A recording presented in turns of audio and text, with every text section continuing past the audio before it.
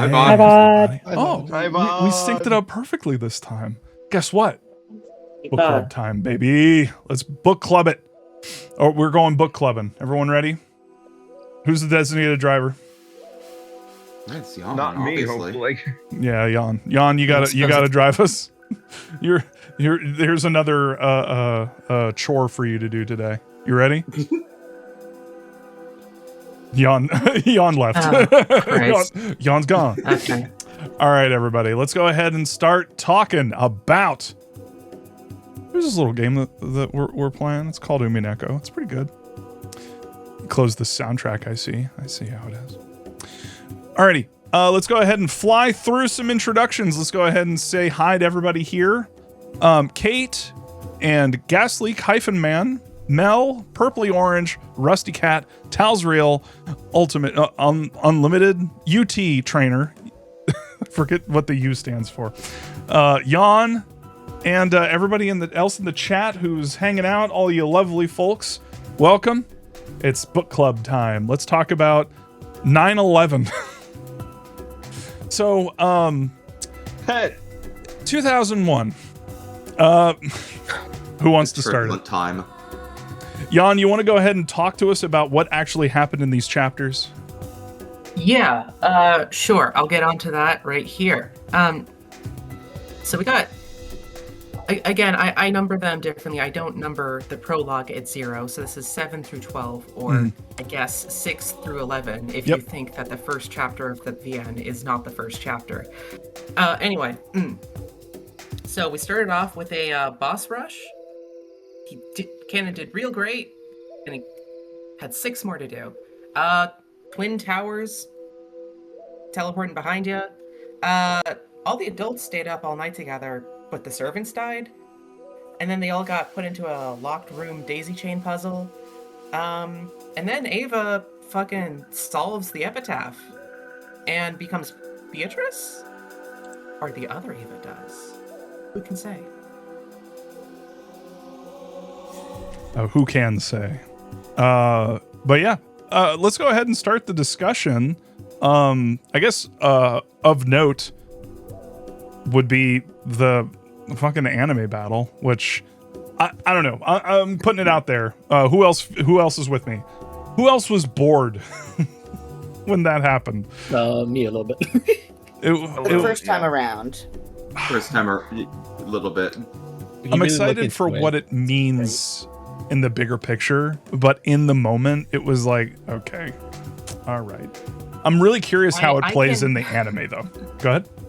I can imagine the reasons it was written and the purpose it serves, but also like I gotta tell you, the big anime battles, it's not what I'm here for personally.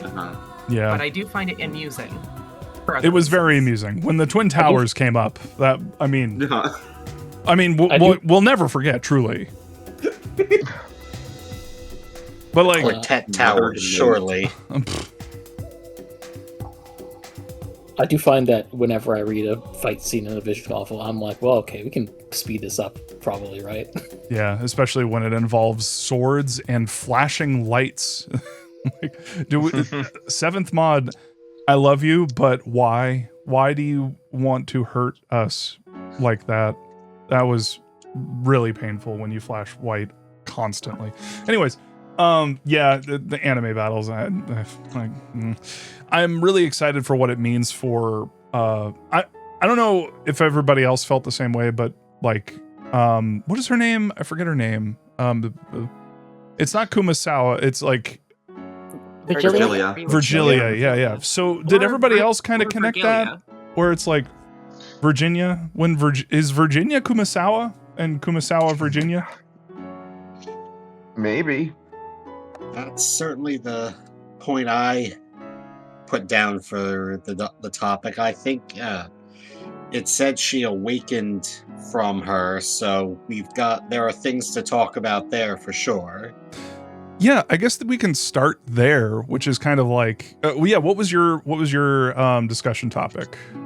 So my standing theory out of the awakening is that Virgilia is she also said that, or Virgilia said that she passed her title along to Beatrice, and that she was Beatrice in the past. Mhm. So the fact that she was connected to and grew out of Kumasawa for the big anime magic battle leads me to the theory that she is a retired Beatrice somehow, kept on perhaps as a servant with the Ushiromias to buy her silence for almost certainly Kinzo's nonsense. One of the things I picked up on was that I don't think I've heard Canon badmouth her the same way he does Lunin and Goda and other servants that slack off and end up stacking more work on Shannon. Kumasawa is explicitly kind of a shirker when it comes to mansion servant business, and I don't remember Canon grousing about her the same way he does, like I said, Lunin and Goda. And I think there may be a reason for that connected to the Beatrice thing that we don't entirely know about yet. Yeah, it's very interesting, that whole... I like that, actually. And one other thing that's very notable is that Kumasawa explicitly does not wear the one-winged eagle, unlike unlike Canon, Shannon, and Genji. So, Did Virgilia? Virgilia did wear it. She had a little sash with the one-winged angel on it.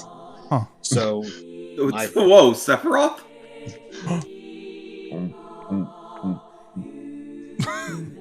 One-winged eagle. I love how when you say that, everybody launches into their own rendition of the song. But yeah, it's interesting because like Virgilia, I could see her potentially being like some kind of a teacher to a young Beatrice, or nameless Beatrice. Sad state of affairs. But like, man, yeah, I'm very curious where all that stuff goes. So yeah. Any theories? I guess something else to do with that is that between the furniture references and the tips have also kind of suggested that the orphanage servants, the on servants, are homunculi. That it's and we've talked in previous streams and previous book club sessions about the prospect that Kinzo is cloning new Beatrices to be his Beatrice. So it could be that Kumasawa was teaching her, but was teaching her at Goda's not Goda, Kinzo's demand. But at the same time, if she's meant to be a teacher for it, that it does kind of call into question why she's passing the title of Beatrice down to our familiar Beato, or the human Beato that looks like her. Yeah. Oh, I just realized how kind of fucked up it is for because Ava turned into Beatrice, and Kinzo loves Beatrice. It's kind of kind of fucked up. Maybe now she'll be recognized for once. Well, the theory is that Kinzo is currently dead, so at least that might not. If unless you subscribe to Rosa's way of thinking, which is that this is all fake. It's all a show. Well, we know that's not true because red text. Yeah, if you believe red text. We don't need to open that can of worms. We don't need to. What piece of red text? There was all of the conversations about like Red Truths. What was it? Kinzo, Genji, Shannon, Cannon, Goda, and Kumasawa. These 6 are all dead. Oh, So yeah. dead. I would like to say that, just like going back real quick to the Kumasawa Virgilia thing. Yeah. Virgilia does the ho ho ho ho ho thing when she laughs. Like Beatrice? And she has that No. I feel like she does it more like Kumasawa does it. Oh, okay. Yeah, that's also somewhat of a standard anime trope laugh. It is, and maybe it's just, again, maybe it's that I'm, looking for similarities between the two, but I almost feel like they have similar senses of humor. Like they have this very similar, like, I know something you don't know. And True. Not in like a taunting, like malicious way that Beatrice can do it, but just in the like, oh man, I am. Ooh, you have a lot to learn there. Also point out that what we saw with Ava, where Ava's younger self is manifested and actually becomes Beatrice, is very similar to Virgilia and Kumasawa, where it's like potentially. I'm trying to figure out like what exactly that is. Is it like self-actualization? Is it like is that a sense of self brought about by a strong sense of will to like execute something? I don't. How do you envision yourself? I think it's the Like, way when you I think about interpreted yourself, it. How old are you? The way I interpreted what I'm not doxing myself. The way I interpreted was just like, this is Ava. Like, Ava strikes me as the kind of person who's like, yes, she's very calm, very collected, very, normal presenting. But, it's just like, oh, she has like her inner child, imaginary friend-esque that she talks to and goes to for motivation. And it's like, yeah, no, that's something I can easily see this character doing. It's when the inner child seems to take over where Ava is in physical space that concerns me, but we can get to that because it's young Ava who's just like, no, actually I do want the gold all for myself, and suddenly Ava seems to be where young Ava is, even though she was just with Rosa. But again, we can get back to that and sort of like we can circle back to that. Jan brings up an interesting point, because we were talking a little bit about how potentially like these are like these are ghosts of the past, basically. And like how if you were to die, how would you view yourself as a ghost? Like, would you be as old as you were when you died? Or would you be like your younger self? Like, kind of, how do you see yourself in your mind's eye? And is Star that Wars Force Ghost? Yeah. Like, are you're not oh, what's his name? You're not Darth Vader when he's all like fishy looking, like an old man with big old jowls and stuff. Now you're Christian Haydenson, right? Well, you have no Hayden Christensen? You have no idea what you've done. Oh, I know exactly what I've done. May the fourth be with. May the sixth be with you, fuckers. In the original 1983 of Return of the Jedi, the Anakin that shows up is in fact an old man. He's not all bald and fucked up, but he is an old man. He didn't say bald. Okay. I know, but I'm making a point of like how dumb that was. How dumb that change was. Okay. I guess my question is just like, what does my ghost look like? Well, I guess it's up to George Lucas. Okay, that's a good. I'll agree. You were also kind of fixating on like Ronove as well. I'm fixating on a lot of stuff. I got that adult ADHD, man.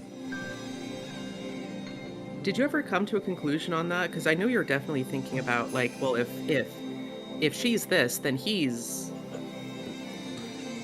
Yeah. So, okay. So I guess we can go. I'll talk about this a little bit, and definitely everybody else weigh in because I've been watching some of the VODs back, and first off, I want to apologize to you, Jan. I said it before on a stream, but like, I was a little testy on a couple of these with you, and I just want to like make sure that like everybody knows that like we're cool.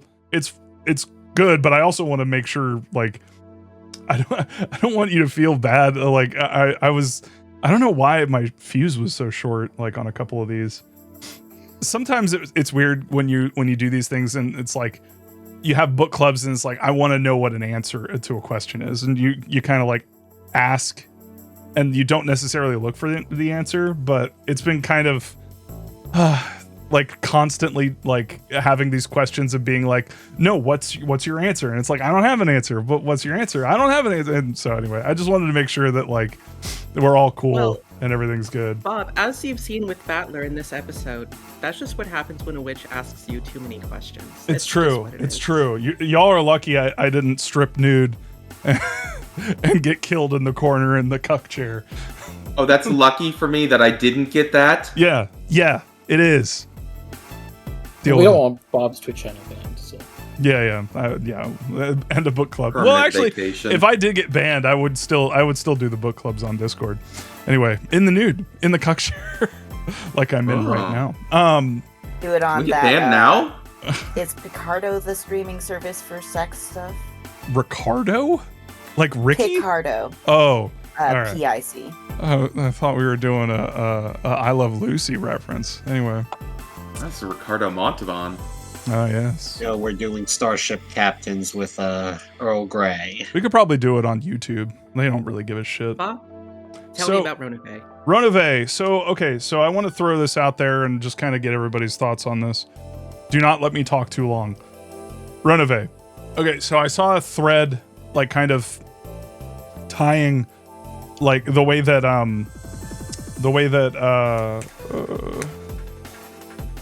Virgilia works with, like, okay, just imagine it like this. You have a Kuadorian, right? And then you've got the other place. The other place has like what, 5-6 pieces of furniture. I mean, Kuadorian is the second mansion. No, it's actually the primary one, if you go by the name of the places, if I remember correctly. Jan, am I correct on that? Because the Kuadorian is like the main house. It's 9 birds of treated Dorian. Torian is the guest house's name. The mansion doesn't have one. The mansion doesn't have a name. But yeah, Kuadorian not that we've been told the other. But what about the other one? Kuadorian is the hidden one that's off on the island somewhere. Right. Is that bigger than the other? We don't know the size of it. Okay. Oh, how about this?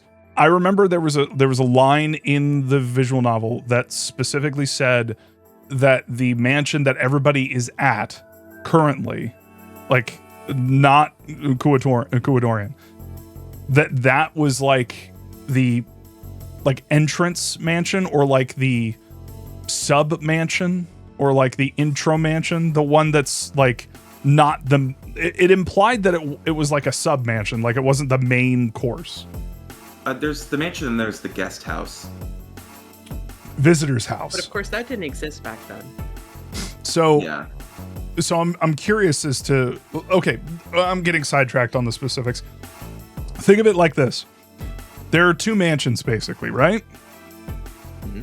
We already know, based on what Beatrice said, that there are people working there, because when young Rosa came up to her, said, "Hey, you must be the new gardener, right?" So this place has people working at it. Do you think that Kinzo would have the same? Because we haven't learned anything about Kuadorian. We know nothing about it. The only thing that we've learned about it was because a young Rosa was able to get over there when she like got lost on the island that one time. Do you think that like all the younger all the other people there would like split their time between the 2 mansions, or would Kuadorian have its own staff? If there are any servants that are shared between them, I'm sure it would be the one-winged eagle servants. That's if. I'm not sure one way or the other, but if there is a sharing, I think the one-winged eagle ones are the only ones Kinzo would trust to do that. Okay. I'm going to throw this out there. The Ronove, Virgilia, and all of the stakes, the girls, they have, if I remember correctly, they have the one winged eagle on them. The stakes. Let me double check. The girls. Oh, you'd remember the girls if you saw them. They're very hard to forget. They're not wearing pants. They have no pants. Yes. Okay. Kinzo forbids them to wear pants, or maybe Beatrice does. I need to figure out. I need to get to the bottom of this. Get it? Okay, bottom. so you've got those 9. Jan having Tell none me of it. So yeah, how many servants are in the other mansion? We don't have an exact number of all of the total servants. We know that there are a specific number on the island in 86 on the conference day. But we don't have an exact number of the others, just that they cycle in and out depending on the day. So, and I think we heard that there were at least 2 more servants with the Ulm suffix, at least, that are currently working for the Ushiromias, but they're not on the island. Yeah, Lunan was the one who sucks at cleaning. Who? Okay, so Lunan, that's the name of another servant. Bob? Wait, Lunan? Tell me more. Yeah, that's the name I of mentioned her earlier. That was mentioned that's not on the island right now. Bob, I need you to tell me your theory. I mean, that's my theory, really. Okay, so the way Ronove is interacting with Beatrice really reminds me of the way that Genji interacts with Kinzo, in that it's like kind of a I mean, he says that he's furniture, right? So it's like all of the girls say that they're furniture, and like to me it screams like these are people who were working at Kuadorian, that these are staff members, and that really makes a lot more sense when you consider like the events that happen, because with the stakes and stuff, I mean, that could also be literally like the staff from Kuadorian like going to the main, like going to the other mansion and like killing people. And I really like the idea, because we did get confirmation that there were 18 people on the 18 people. There are 18 no more than 18. Very important distinction. And people. And I'd like to point out that this entire time there has been a marked distinction between people and furniture, aka staff or servants. So like, yeah, that's kind of where I'm going with that. It definitely seems like so in terms of theory crafting, I would blue text. I think that Ronove is a very similar situation to Kumasawa. I think that either Ronove exists in the real world and is basically Beatrice's butler or servant, or potentially, because the thing that was fascinating was that line from Virgilia, when Virgilia said us old heads, or us old something,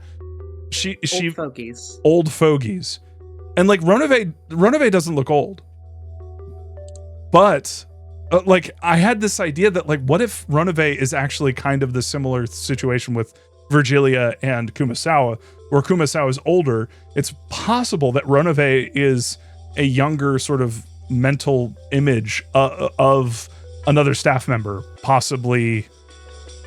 I mean, it could be, well, I don't know, Genji, that doesn't really work. But maybe Nanjo. I don't know. Why doesn't it work? Because they were in the same scene together that one time. I have a theory where, there were I have two diverging theories about Ronove and Genji. because there was something very particular in the just after the fight between Canon and the Stakes, where Genji preempts Beatrice torturing Shannon and Canon to death as a reward for their good service, and then Ronove does the same thing to Genji himself before Beatrice can visit all of her frustration on him.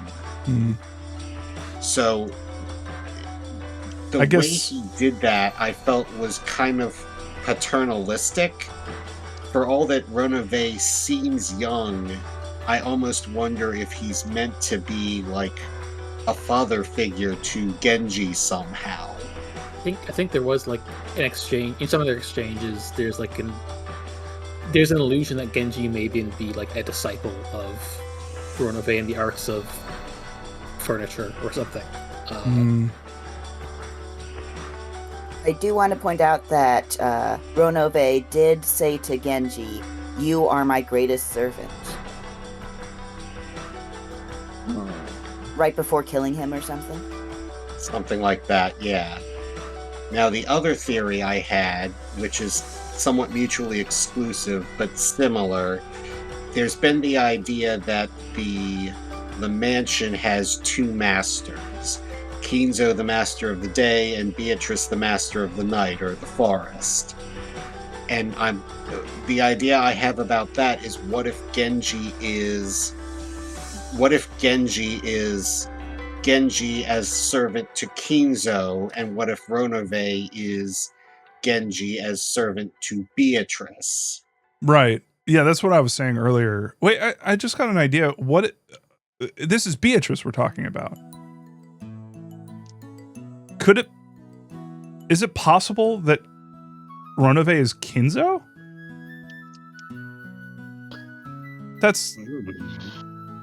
I don't know. That kind of sounds crazy. You think Kinzo can cook cookies that good? I think for Beatrice he'd do something. Kenzo would never learn how to bake. That baking is a woman's thing. He would shout, and then he would shout, "Disinherited, disinherited," and then you're free of sin. I'm really curious. I'm really hoping we get more about what the fuck is going on with Kinzo, because I refuse to believe that. Well, I don't know.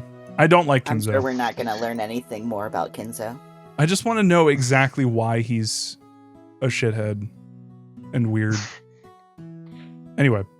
But yeah, I hope that answers the question. It does. Yeah. Let's see here. It does. Okay. You want to go with the just checking the topics here, trying to see if there's a good segue. I don't have one. Let's just go with UT. Hey, tell me about the no, hold on. Okay. I'm superseding you. Tell me about the room that kills you. Okay, the room that is full of gold and it kills you. Did you know gold is toxic and kills you on touch?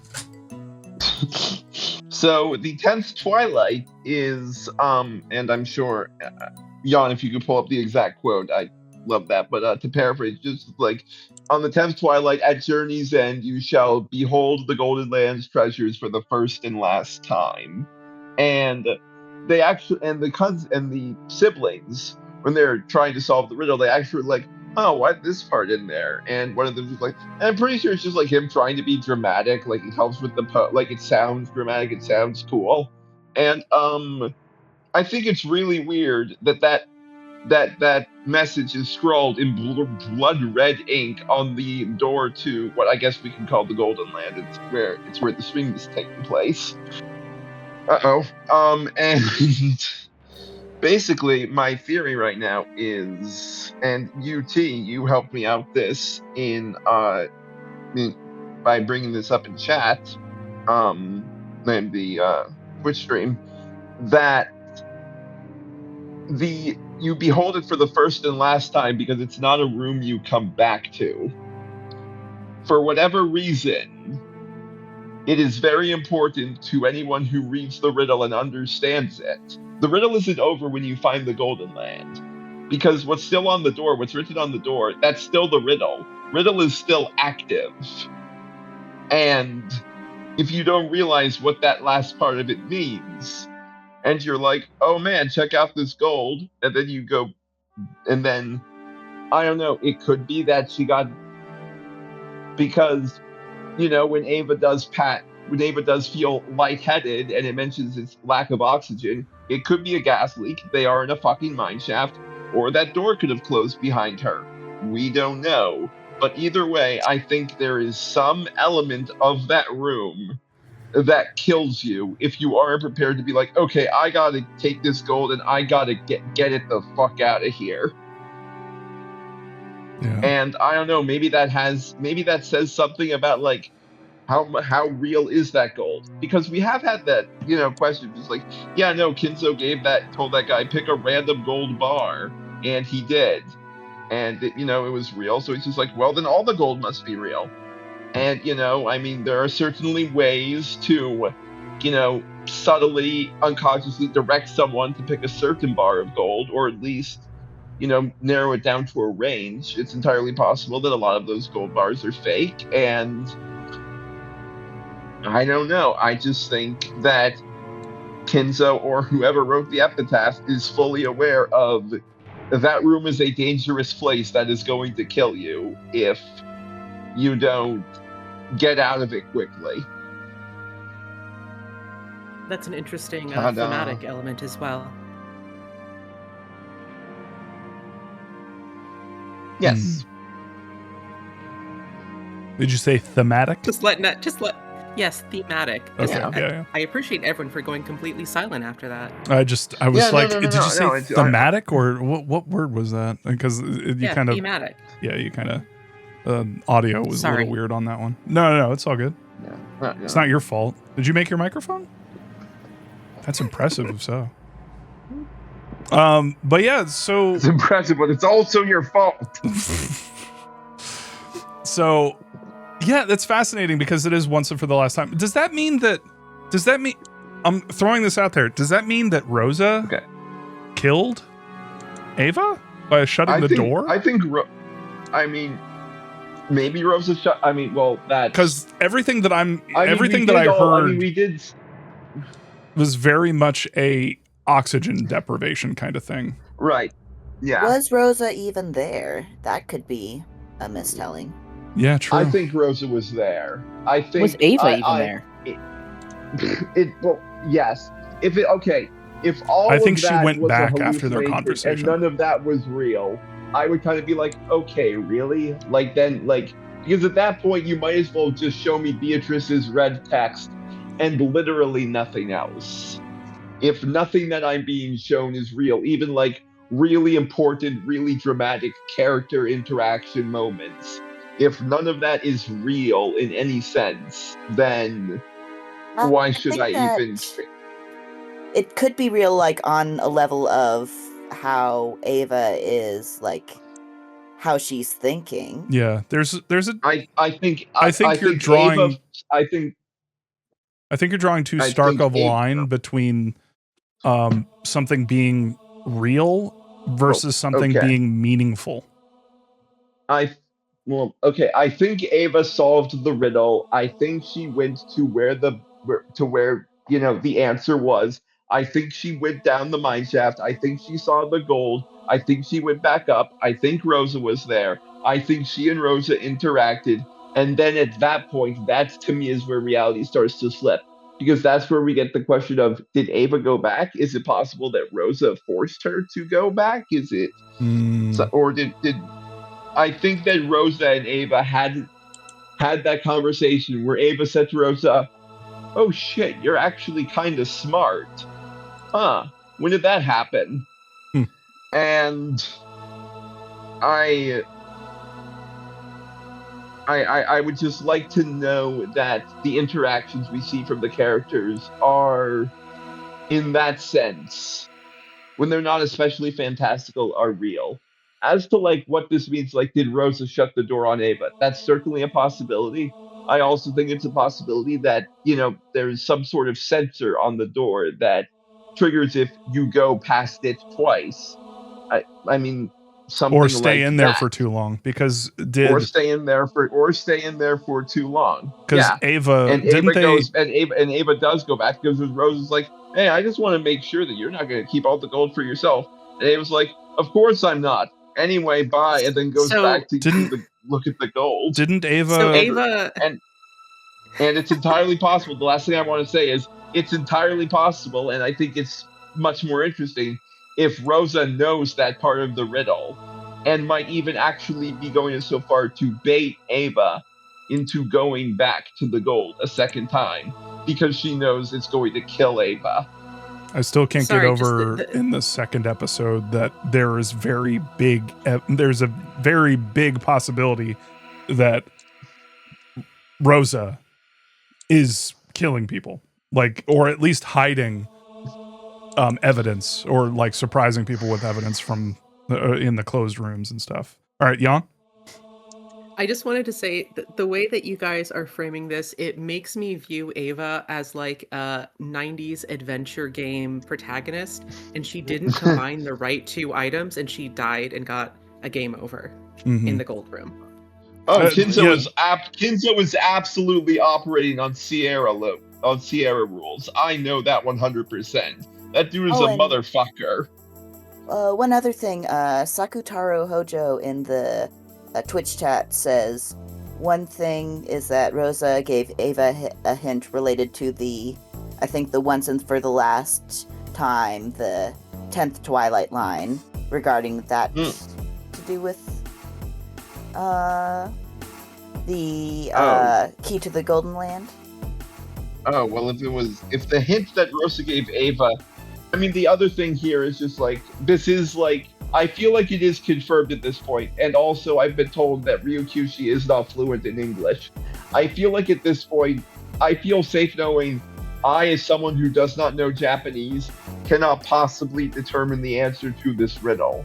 I think that the answer to the actual answer to this riddle is based on wordplay involving Japanese characters.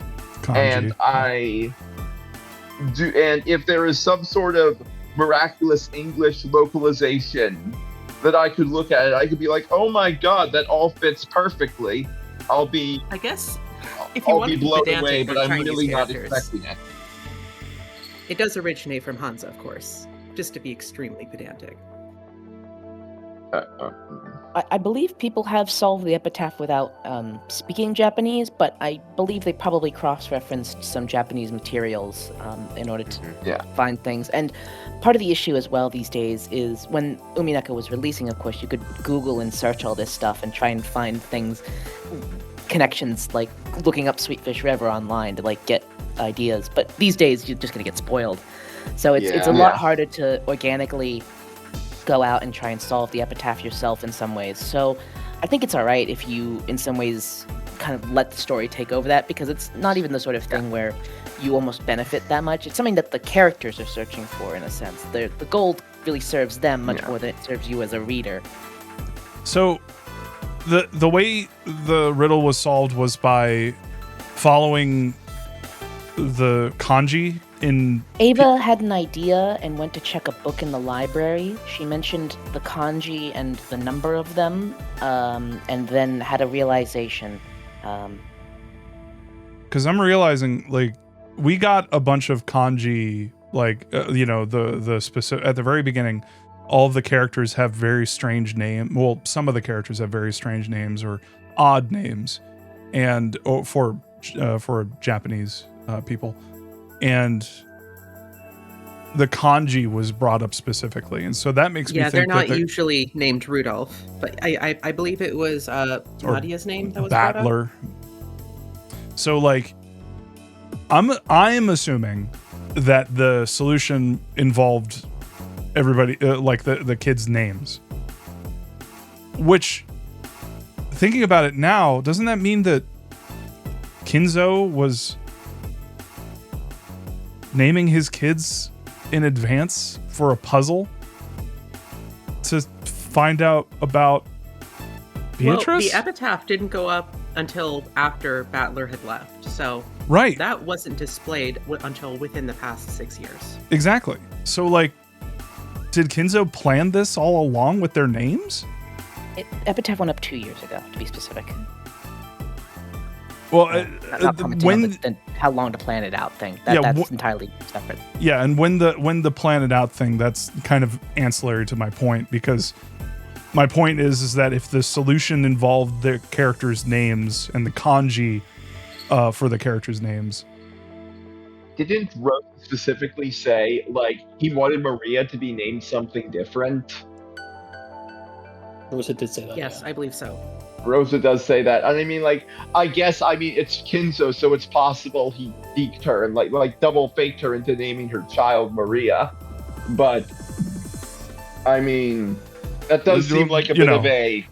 Screaming disinherited while he coughs to death. Yeah, subliminal messages, just muttering Maria, just in between, coughs. Yeah, that's our Kinzo. So yeah, that's all. I mean, it definitely. Yeah, no. And I also, I did notice, at the very beginning of all this, it's just they're showing us the kanji for all these names. And, in the beginning of episode 1, they're showing us the kanji for all these names. And they're not really doing that with anything else.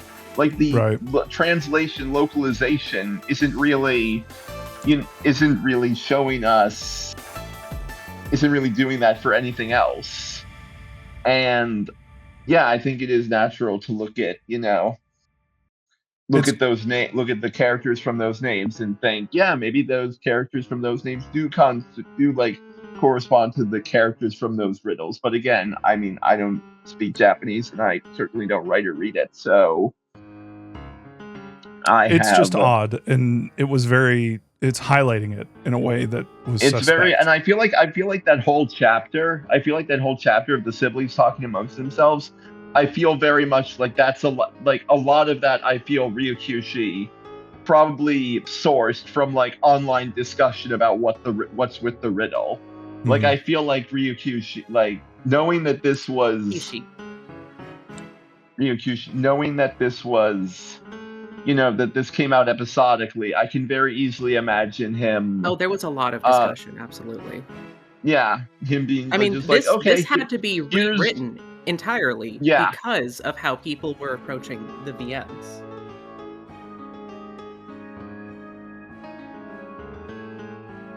Yeah.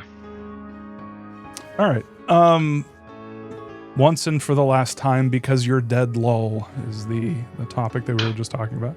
I wanted to read that just once because it's funny to me. All right. Did we want to? Thank you. Do we want to move on from this, or because I think you're onto something. I think that's a very interesting wrinkle to this. I'm curious if Kinzo did it, or it's just so sad because in order to okay, I'm just gonna throw this out here real quick. Rosa and Ava did have that conversation. What happened when young Ava is back with the gold and then ascends to become Ava Beatrice? I think she's dying as that's happening. Yeah, I think that she went back. Go ahead. I am very much on the Ava is dying train. I have no idea, because I feel like I almost feel like that's too obvious. Because if the next thing that happens with Ava is they find her dead body, especially if they I don't know where they would find it. I found a very important screenshot just to let you guys know. Just to refer back. What happened? Okay. Look at the screenshot. Hold on. That's wonderful. That Eva sprite is terrifying. That's the face of someone who's about to call you a motherfucker in so many ways. That is the face that most is, oh, this is Kinzo's child. All right. Do we want to move on? Sure. Alrighty. What other topics do we want? I guess we can go in order, and UT can talk about chess metaphors, because Ava is surely our queen. Chess. I didn't write that down, but No, I wrote it down just now in my mind, baby. People didn't really jive with the Lich fight, but I really find it interesting how much chess was in play during that fight, where like the several rows and the several knights in a row really reminded me of the pawns. Just building the wall of pawns that protects. You know what it was? It was Yu-Gi-Oh! Duelists of the Rose. I'm familiar. That's the one with the It's a chess Yu-Gi-Oh! Game. Yeah, which character? Oh, I guess it would be the girls who would be like the various pieces of Exodia. When all of the do all the girls come together at one point and they form like fucking Voltron and it's Exodia and then they instant kill somebody? Is that who Beatrice is? Is Beatrice Exodia? Bruh. Wow. No, New theory. Write that down. Beatrice. Blue text. No one's ever been able to Blue summon text. her. Also, UT, that it's interesting that you were talking about. Is that in here? Because I mentioned that when Ava became the new Beatrice, it really felt like a pawn reaching the other end of the board and being turned into a queen. I didn't put that down, but it does. I really think you're onto something there. Yeah. Blue eyes, white woman. I, God damn it. But yeah, please continue. But yeah, the fight between Virgilia and Beatrice kind of reminded me of Blitz chess, where the only way to how Beatrice won was accidentally realizing Virgilia made a illegal move and just had a sniper bishop or whatever already in check from and kind of just like it just reminded me of how Blitz chess is, where you automatically lose if you make a move while you're in check and you just forfeit that match because you had like a like how the fight presented the twin tower. There's another set of twin towers, right? In the I fight? mean, yeah. 9/11 too. Yeah. The secret The towers second being set. the rooks. That I like a lot. Yeah, there's so much chess symbolism in this story. Like, it was one of the first scenes we got at the very beginning. So, like, following it through and viewing all of these different pieces is, you know, the whole the symbolism for chess is all over the game. So, I totally follow with that. It definitely makes sense. If that's the case, though, how would you interpret the sort of reveal that Beatrice does to Virgilia, where it's like you were already dead? Yes, I mentioned before in Blitz chess, like she accidentally made an illegal move, so I believe she just lost. Is that how Blitz? I'm not familiar with Blitz chess. Yeah, basically you have each person has 5 minutes total to make their total amount of moves.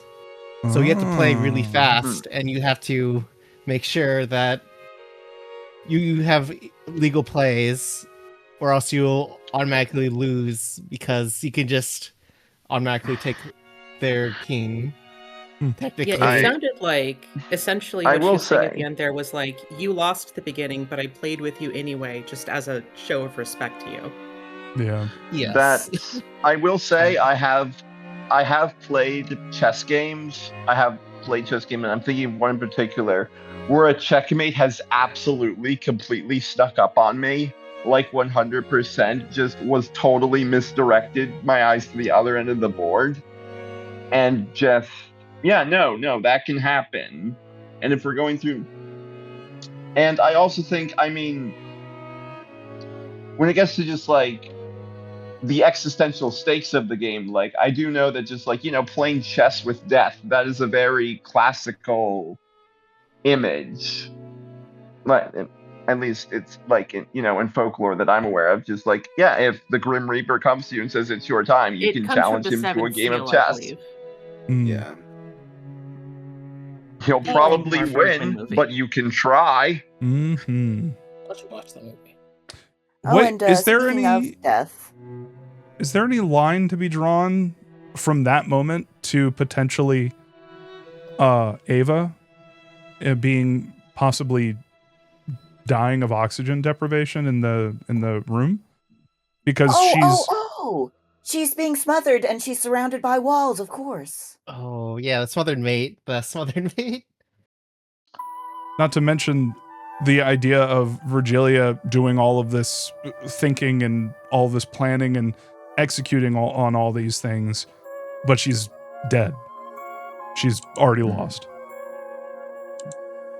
So and yeah, she's thinking that her being surrounded is like furthering her goals, but it's actually let her death sneak up on her. Mm-hmm. Sakataro Hojo says, "I used to play chess with my grandfather before he passed away." Aw, that's a nice memory though to play chess. My granddad just he made me paint fences. That's all I did with him. Taught me to drive and I paint fences. Yeah, you got Tom Sawyered by your own damn grandpa. Fucking Rush, god damn it. Anyway, oh yeah, the one last thing. My own grandpa. Sorry. R.I.P. Granddad. You racists. Yeah. Anyway, go ahead. Big mood. Yeah, the one last thing. This battle also shows us like Beatrice's main chess strategy, other than being described, like how she makes inoptimal moves just to play around with their opponent. Like she tries to have a secure defense and then try to make it so that there's a sneak attack, kind of with a surprise piece that is in check for your king. Go ahead. Yeah, she also was acting that entire last part of that. So she's so playful. She really likes to fuck with people. But it's also like she's a sadist. Yeah. Sadist in like the most joyful sense of getting okay, but like she's a sadist with a foot fetish. Yeah. I mean, whom amongst us? Whom amongst us? Among Us would not Amongst either us. be that or go for that. The sequel to Among Us should be Amongst Us. Anyway, do we want to move on to another topic? BRB. Okay. All right. Let's go ahead and move on to another topic. I guess we could do Rusty. Do you want to talk about the 6 chosen by the key? Before I do that, I would like to ask if you still have your goofy diagram from the Discord screen. Oh, fuck no. I deleted that immediately.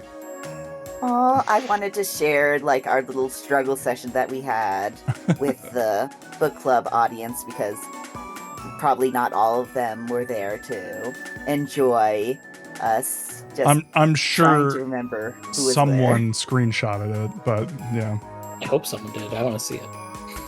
Just imagine the one CG scene where it's like the person in the key in all of the rooms and the arrows like looping around, just drawn really badly in Photoshop.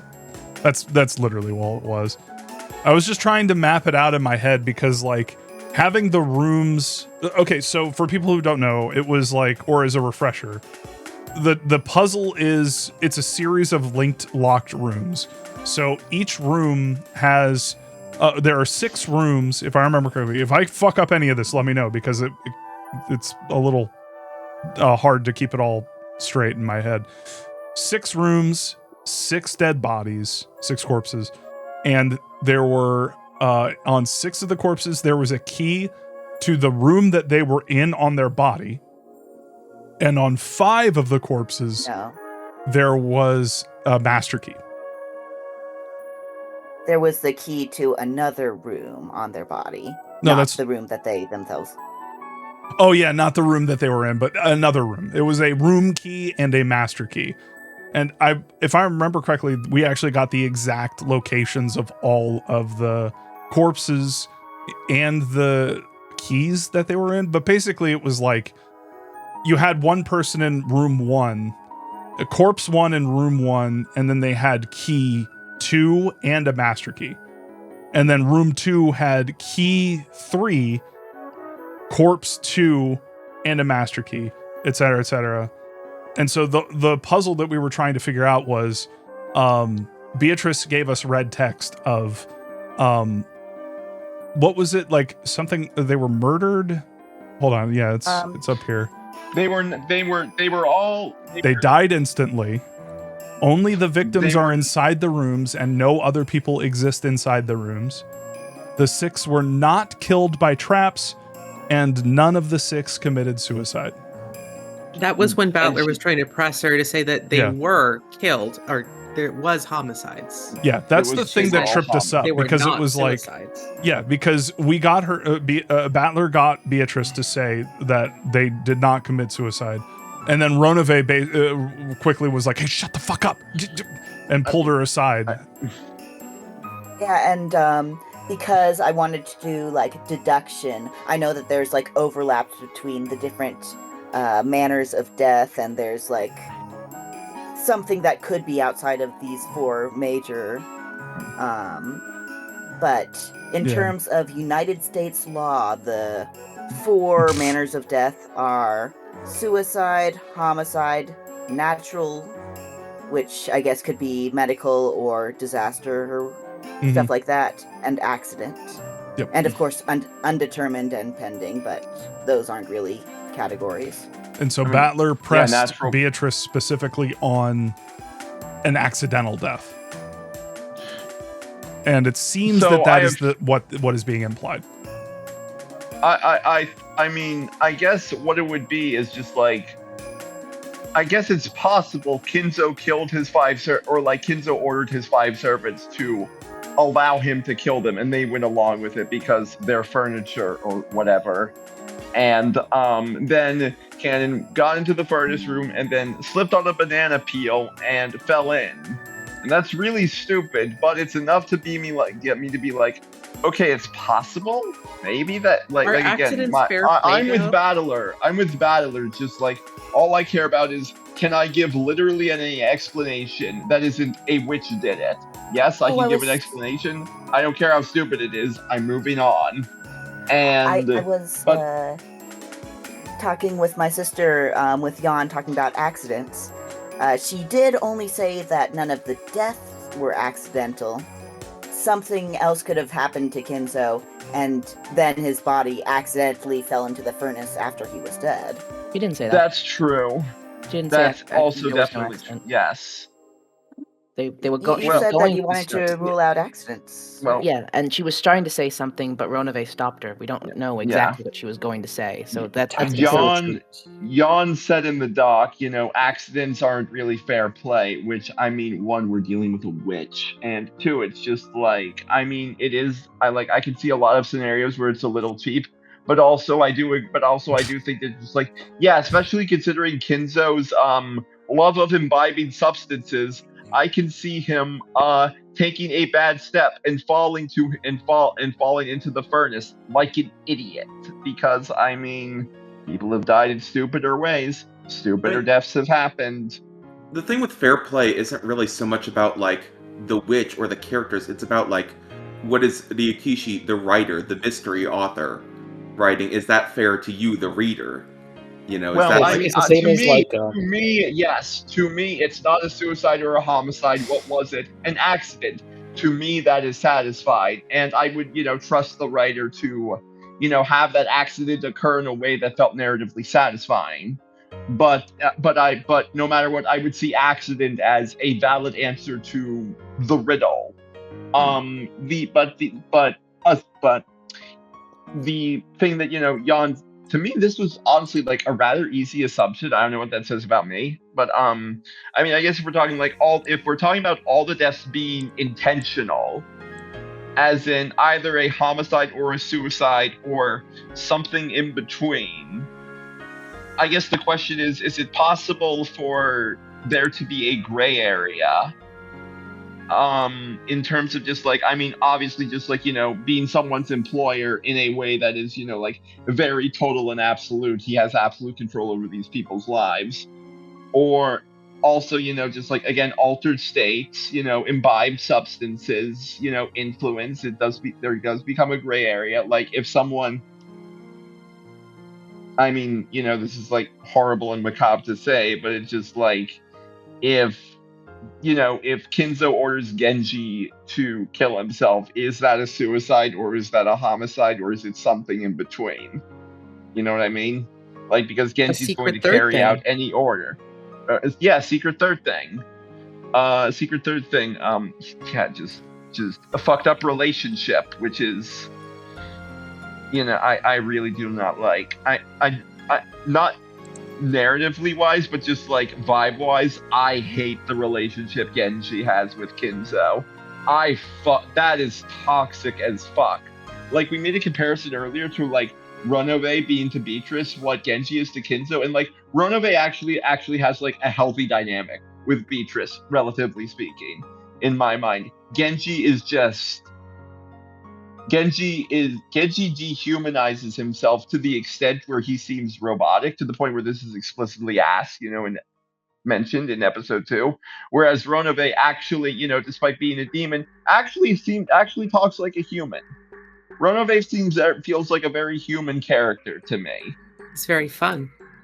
Also, he likes to talk shit about Beatrice to her face. Yeah, no, he feels like an actual like person. Like Genji's the one who I'm just like, oh, Genji is either. I really do not like the theory that's just like it's not that I think that I'm not rejecting it out of hand, but I do think it's just like when Beatrice says there are no more than 18 people on Rokenjima, I really hope that she isn't like saying, oh, Kanon, Shannon, Kumasawa aren't people. But if to Beatrice Genji isn't a person, that I can see. That I can honestly see that being in red text and not being entirely, because there is something fucking wrong with him. I will say, there is something in. So in the red text, that when it invoked that line, there are no more than 18. It uses both people and humans, both in the Japanese and English. I just wanted to get that on the record. It uses both Jin and Ningen, and then of course both people and humans. If you want to get really technical about whether or not there's like a semantic difference within the logic of everything, it did use both of those in red. Yeah. Hey, real quick, did we get any Red Truth texts regarding the specificity of like trapdoors for this section? Because I remember that coming up. In there was previous the locked ones. room definition. In this section, let me look. I think this falls under the locked room definition that we had in the was the locked section. room definition in red though? I believe so. Yeah, let me go ahead and pull that back up. The definition wasn't red. red. In the last followed. episode? Following the definition. And does red? Yeah. Do red truths like stick around from one episode to another? I think it depends. If it's a thing specifically related to the mystery, I don't think so. Like the mystery of that, I think, story. No, but I think like things like, okay, this is our definition going forward for this sort of thing. Like that sticks around because it's a thing about the meta aspect. I think in episode 2 when Beatrice says in red, the chapel lock can only be unlocked with the chapel key. It is impossible to open it otherwise. I think that carries over to episode 3. But obviously, like when Beatrice says things in red, like, okay, the following 6 people are dead. Obviously, that doesn't, go from episode to episode. The reason I'm bringing it up is because I'm very curious if someone got killed in a like hidden room or a locked room or like a trap room. and then their body fell out into the room, and then it was found. Do you know what I mean? Like a Wallace and Gromit contraption? Like imagine like a mousetrap situation. Imagine a situation where along. Where because I can't stop thinking about, like, there was that line about how Kinzo was never seen. He would disappear. You know, he would just disappear. And that was one of the things that the kids were saying, or not the kids, Kinzo's children were saying about Rusty, what's the spoiler like on that? I'm going to assume that is a theory from not a spoiler. episode 1. Okay, so that's safe to click? Yeah. Yes. Yeah, it's just a joke. So. Oh, okay. It is not a joke. I think that it could be real. What are we talking about? It was the Wallace and Gromit part that I was talking about. Okay. What? I'm sorry. I was talking about something, and then we just completely. What's going on? Is in the talking about the contraption chat. of sliding through the rooms. in the Discord stream chat, not the Twitch chat. That's I don't want to click that. That's a spoiler. No, it's a theory from episode 1. Right, no, it just says theory of Kinzo sliding into the incinerator from his study through heating vents, Wallace and Gromit style. Oh, you were making a reference to that. Oh, okay. All right. And I wouldn't know because I don't click spoilers because I'm very particular about it. Mm-hmm. Yeah, no. Anyway, fuck. What was I saying? You were saying how you couldn't stop thinking about that line where Kinzo was, Yeah, like, he disappeared. Yeah, he would disappear for like hours on end, and the kids, or Kinzo's kids, I keep calling them the kids, but then there are actual children in here. But the Kinzo's kids, 20-year-old kid, George. Yeah, fucking George. Don't get me started on George. Yeah, right. Yeah. That fucker. We haven't had a conversation about it yet. He's infantilized by his family. I need to every discussion doc. I need to put in like George and Shanna discourse. But yeah. So he would disappear. It's not like people saw him walking back from like Kuwadorian. And if I were Kinzo, like that would kind of be what I'm trying to say is there has been multiple times implications that there are hidden rooms or something in this mansion.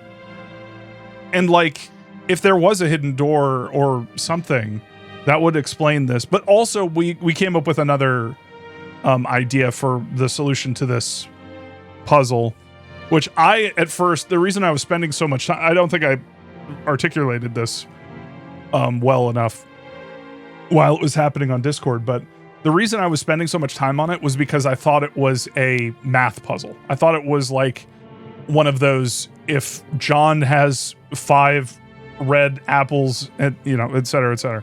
So I was trying to suss it out like that, but then we came to Rusty, was it your idea that like it could be a situation from episode 2 where it's pretty obvious that the key that was found was Rosa walking up to a table and just pretending to find a master key and being like, what's the this? Key being planted, or the door being the person. I'm thinking of Rudolph saying, we can't go into the boiler room because it's obviously locked, and Rudolph could have killed them, and he could have been covering for. Nobody tried to open up the boiler room door. Because I think the reason that Ronove got Beatrice to shut the fuck up is because if Battler kept pressing and Beatrice really wanted him to know that, like, no, your avenue is inspection, like, no, that doesn't matter. But because Ronove correctly sussed out that, like, no, you don't want to give him that answer yet. You don't want to reveal via this situation that there are a bunch of like hidden doorways or anything like that here, because that would really undercut like every mystery, every closed room that would happen from here on, because all of the closed room discussion stuff, I mean, the biggest one I could think of was around the chapel, and it's like, I don't think there are a bunch of hidden rooms in the fucking chapel. The mansion, on the other hand, at the very beginning, correct me if I'm wrong, but in episode fucking 1, it was heavily implied that Kinzo had like a part of his study that was like a safe room that he could retreat into and hide. Or was it? I think what you're referring to is that his study has like its own kind of apartment setup with like a bed, a kitchen area, so he could just stay in there as long as he wanted. Oh, right. Was I misremembering it also has that? It has a very specific type of lock that like it needs that master key, but it's like more intricate. It auto locks. Yeah, the auto lock. Yeah, because all the rooms that the corpses were found in do not auto lock, but Kinzo's study does. Correct. And the funny thing about that was that, who was it? Genji was found in the room next to Kinzo's study, and it made specific mention of like, oh, he was so close to Kinzo that, it's only fitting that he would die here, or something along those lines. I thought that was suspect. That was weird.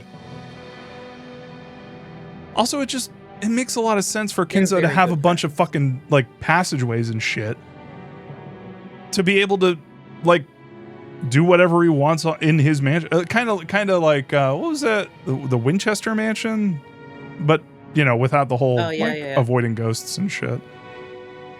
But anyway, doesn't the definition of the closed rooms also include not having any of those doorways or anything in them? See, that's what I wanted to like highlight and zoom in on, because when that discussion was happening, was that pertaining to specific rooms or the mansion as a whole? Okay, so the thing was that like Beatrice was laying out the like stipulations of what constitutes a locked room, right? And so it was like, all right, a locked room won't have these sorts of things in it, and so henceforth, when we refer to a locked room in red, we were referring to this definition that we're using right now. Right, but what It's I'm the DM saying, thing. but what I'm saying, and it's useful, don't get me wrong, but what I'm saying is like when a locked room constitutes like that definition or fulfills the requirements for that definition, does it mean that it doesn't, like that room doesn't have passages? Or does it mean that it might have passages, but they just weren't used in this murder? They don't exist. That's the phrasing is that they do not exist. And if that's the case, does that pertain to the individual rooms that were being talked about? Say, the kitchen, like there. It's a definition that's being applied to every room that's being referred to. So yes, it's not specific to just the mansion or just the chapel. It's any room that we're referring to with the locked room definition is like this.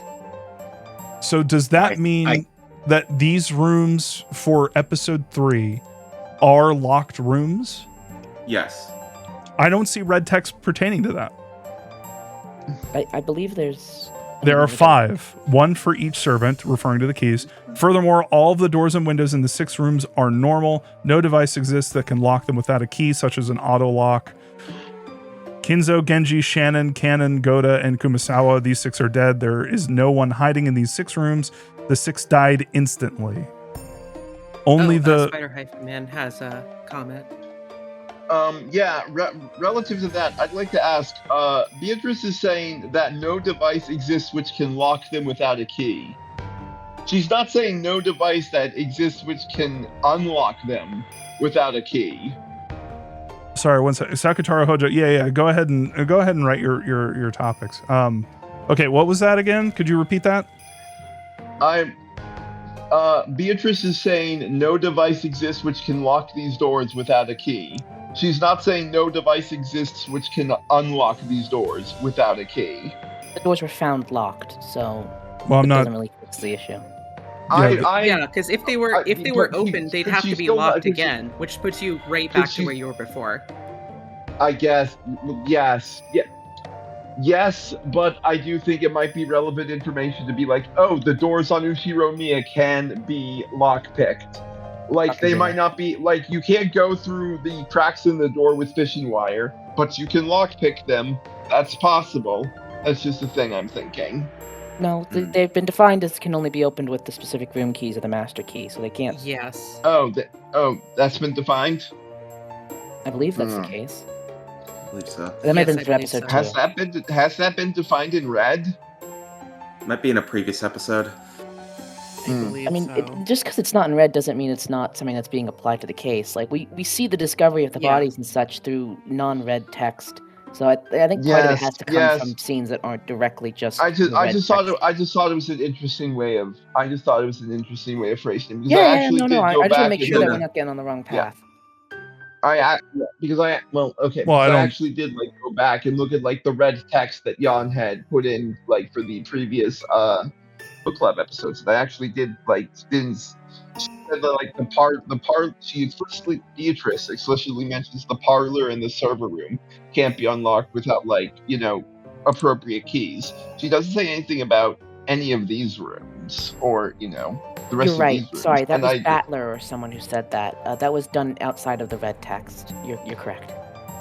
Okay, so yeah, I do would think push back against this the idea that it's a wrong avenue of inspection. No. But I meant more so that if there was a red text stating something opposite. Gotcha. For specifically this puzzle, it might be. Yeah. Because I'll be honest, my way of engaging with this puzzle is just being you know what? I'm not even going to fucking really think all that much about it. I'm not really going to get lost in the weeds on this, because the one I got lost in the weeds one was Ava and Hideyoshi murder in episode 1. I obsessed over that when I played this way back in the day. But it's just Nanjo not fucking inspecting Ava's corpse, man. That's fucking what the fuck, man. George running up to Ava, covering her up. What the hell? What the hell? And it's just it's just I see the daisy chain and I'm you know what? Above my pay grade. You're getting paid? Is Spider Half a Man getting paid for it? Wow, paid chatter. If I was making enough money, I would be paying everybody in here. Oh God. Aw, that's very so nice of you to say. I don't know if you all feel this way, but one of my dreams is to have a company where literally we just do shit like this and then make money off of YouTube and then pay each other. Anyway, God, that would be so no, cool. Rusty, it's totally fun to get lost in the weeds of this. It's just it's just not. Yeah. Yep. I also wanted to check in on what our good friend Hojo, Ho-Ho. You wrote Ho-Ho. Has that always been your name? Ho-Ho. You wrote Ho-Ho. Ho-Ho. Ho-Ho. Ho-Ho Project. Like the Pokemon? Yeah, Ho-Ho. Do you think That cool rainbow Beto bird. would have? This is Ho-Ho. Sakutaro Ho-Ho. Do you think Beto would have been able to say none of them died an accidental death in red like it seemed like she would at the end of the skirmish? And if so, how does that impact your theories?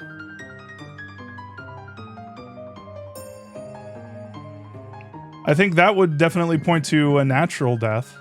And then that would mean...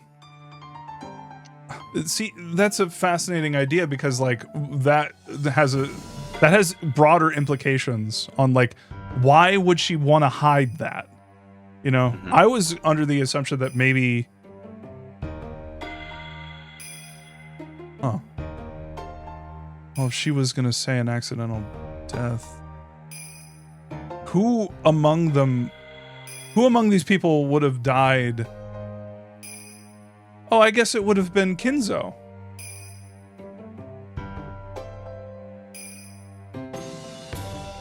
Right? Yeah. Because he's the one who's possibly on his deathbed. In his death mansion. On his death island. But why would that be something that... What's that?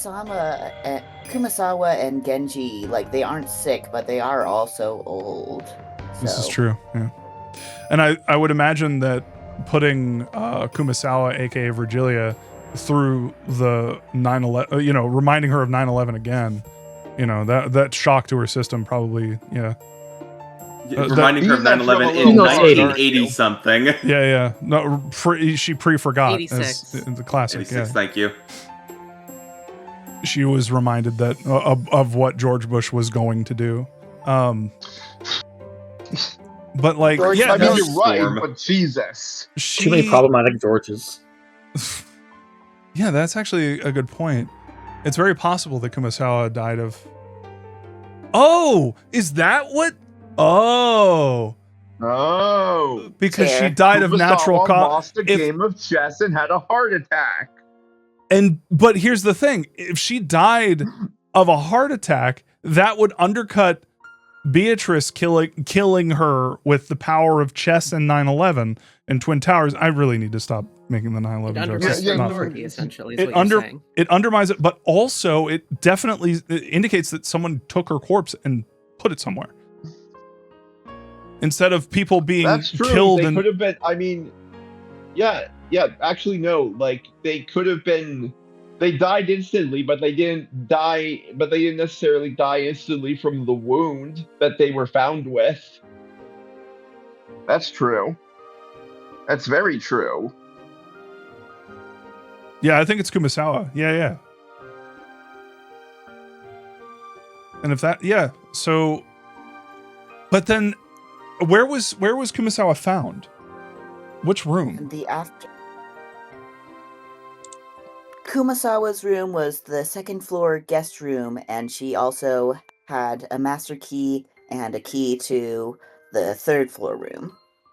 I mean, right there. I mean, that completely undermines Beatrice's authority on this. And like, oh no, it's like a freaky situation. No, if Kumasawa died accidentally from like a heart attack, if one of those people died of like natural causes, you could very like specifically highlight Kumasawa and be like, oh, well, this whole closed room thing, it's not magical anymore because someone very clearly picked her up and put her in a room and planted evidence on her. And it just undercuts the entire magical aspect of the murders. So yeah, that's induced a heart attack in the locked room.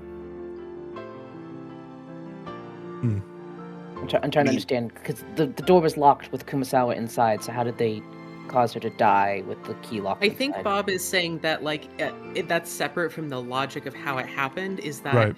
It undercuts the feeling of it as being a magical thing. It makes it very mundane. So, and that's one of the things that's interesting about the way that especially Battler is sussing these out. He's very vibes based, and and I feel like it's really cool to have Beatrice and Battler kind of at odds with each other like this because they're both. I feel like they both go from they're very gutsy. They're very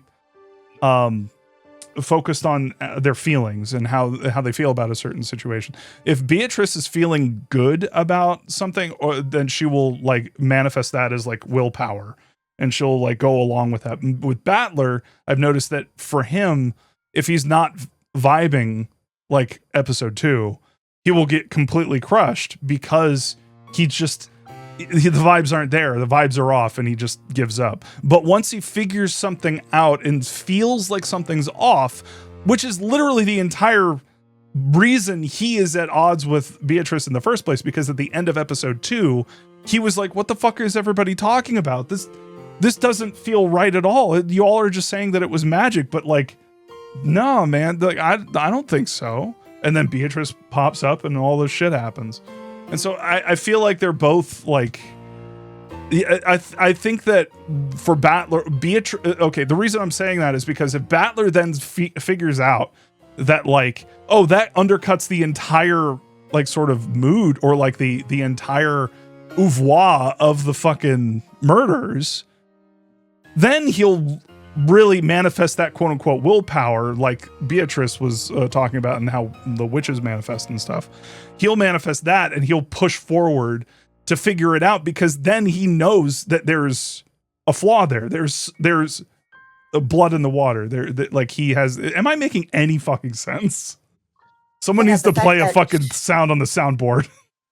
the fact that we can come up with multiple explanations does mean that it doesn't have to be 100% magical. Exactly. Because if imagine saying there is a plan. I have a plan. I'm Beatrice and I have a plan. And look at this master. How do you explain this, Battler?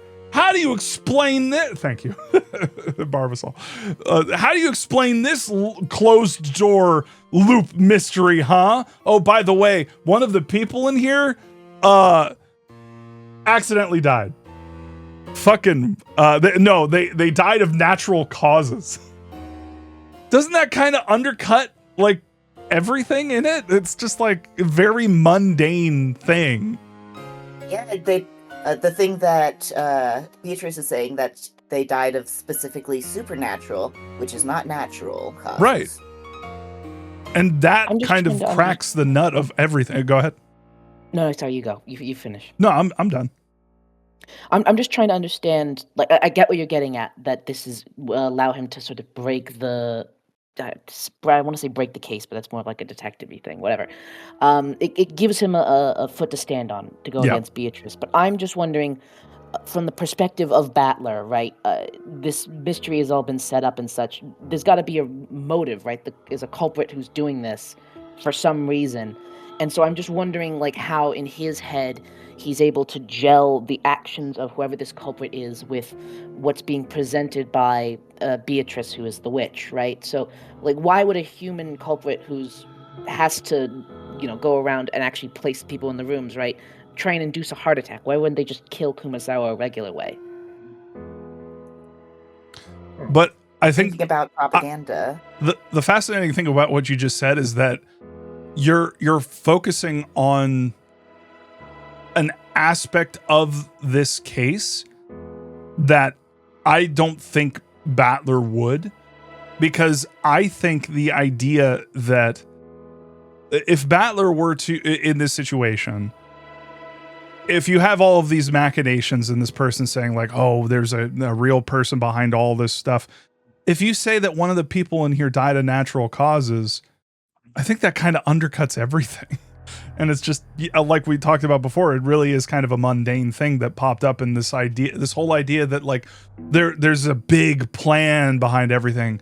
And once you learn that one of the people just like kind of accidentally or died of natural causes, then it's like, oh, I think this person's just kind of winging it. I think there's like, there might be more like really mundane, like. It kills the kayfabe. Yeah, exactly. Yeah. Also, I've got another screenshot for you. Oh, I love screenshots. Answer to. Does that make sense?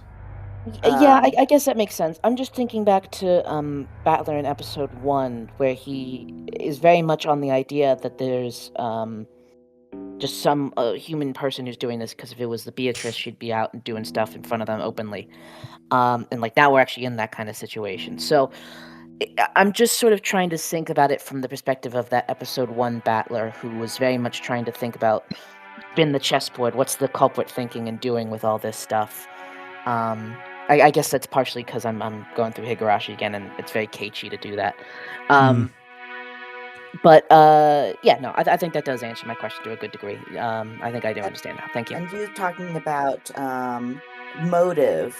I've been thinking about like propaganda, and the question behind analyzing propaganda is always, does the person who is setting this up, what do they have to gain from it? And I do think that there are a bunch of people who have stuff to gain from people believing that there is magic or stuff cannot be solved. So I think that's back to what you're talking about with the gold of Kinzo making everyone think that he has 10 tons, and your theory was possibly he doesn't actually have that, but because he possibly has one single ingot, well, that means the rest of it must be real. So there is that illusion going on. That's a potential read. And I love the idea that if that room actually, the room that we're in right now, which by the way, I'm probably dead at this point if everything we were talking about is real. So yeah, I guess I'm a ghost. But like, isn't that interesting how it's kind of like self-selecting? If this room really does like not have good oxygen flow, doesn't that mean that people who are in there for a small amount of time see the gold, maybe take a bar and run out with it? Doesn't anyone who's like in here and examines it for too long, they just die? So it's self-selecting in that people will be predisposed to believing that there's a giant pile of fuck off gold in here versus the person who's like actually interested. Are these just rocks painted? Are these just napkin holders that have been presented in a way to look like gold bar? Do they just have fucking napkin?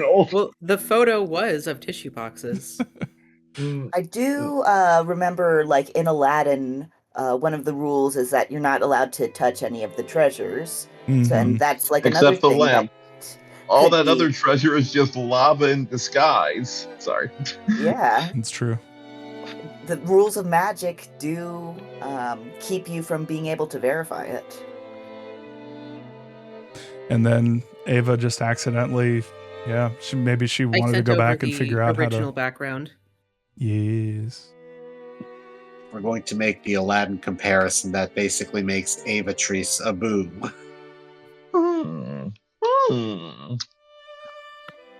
She is a silly little mascot monkey. Pretty gold. Ava would wave a sword wildly at guards. It's true. It's true. All right. And she jumps around with martial arts, of course. Riff Raff, Street Rat? I don't buy that. We have to stop now or else we're going to get taken down by the mouse. So did we want to go over the rest of our good friend Hojo and or Ho-Ho's point about resigning? Is there anything that we wanted to cover there? Let's go ahead and go over it. Beto resigned from the first Twilight skirmish. Yes. Yeah, they just posted in chat. Yes, this is the thing of yeah, okay, they just said in chat their second point, which is that Virgilia mentioned that Beto was about to give up a big like a couple big pieces. What do you think those are? Oh, I thought we already talked about that. When exactly? Was that during the was that the one where what's his name stopped her? Yeah. What's his name? Ronove. I keep wanting to say Rudolph. When Ronove said like, whoa. I think we already talked about that, but I could say it again. Basically, what I think is that Ronove stopped her because it would undermine the mystery and it would highlight too much. And even without like going down the various like avenues of inspection that we went down, I think Ronove was right to call it out or to stop her from giving up too much, because the less Battler knows, the more his mind can run away with stuff, And if his mind is running away and he's making too many assumptions, then that means that he is succumbing to he has more of a propensity to succumb to magical thinking, or the inverse of that, of the idea that like he just doesn't know anything, and so he's not able to say anything with any degree of confidence, meaning he knows nothing, meaning magic has more of a opportunity to fill the blanks. The more that Beatrice gives up information, the more Battler is going to be able to actually like prove that that the things that are happening have like potentially real solutions. Because I think that it's very clear at this point Beatrice is hiding things.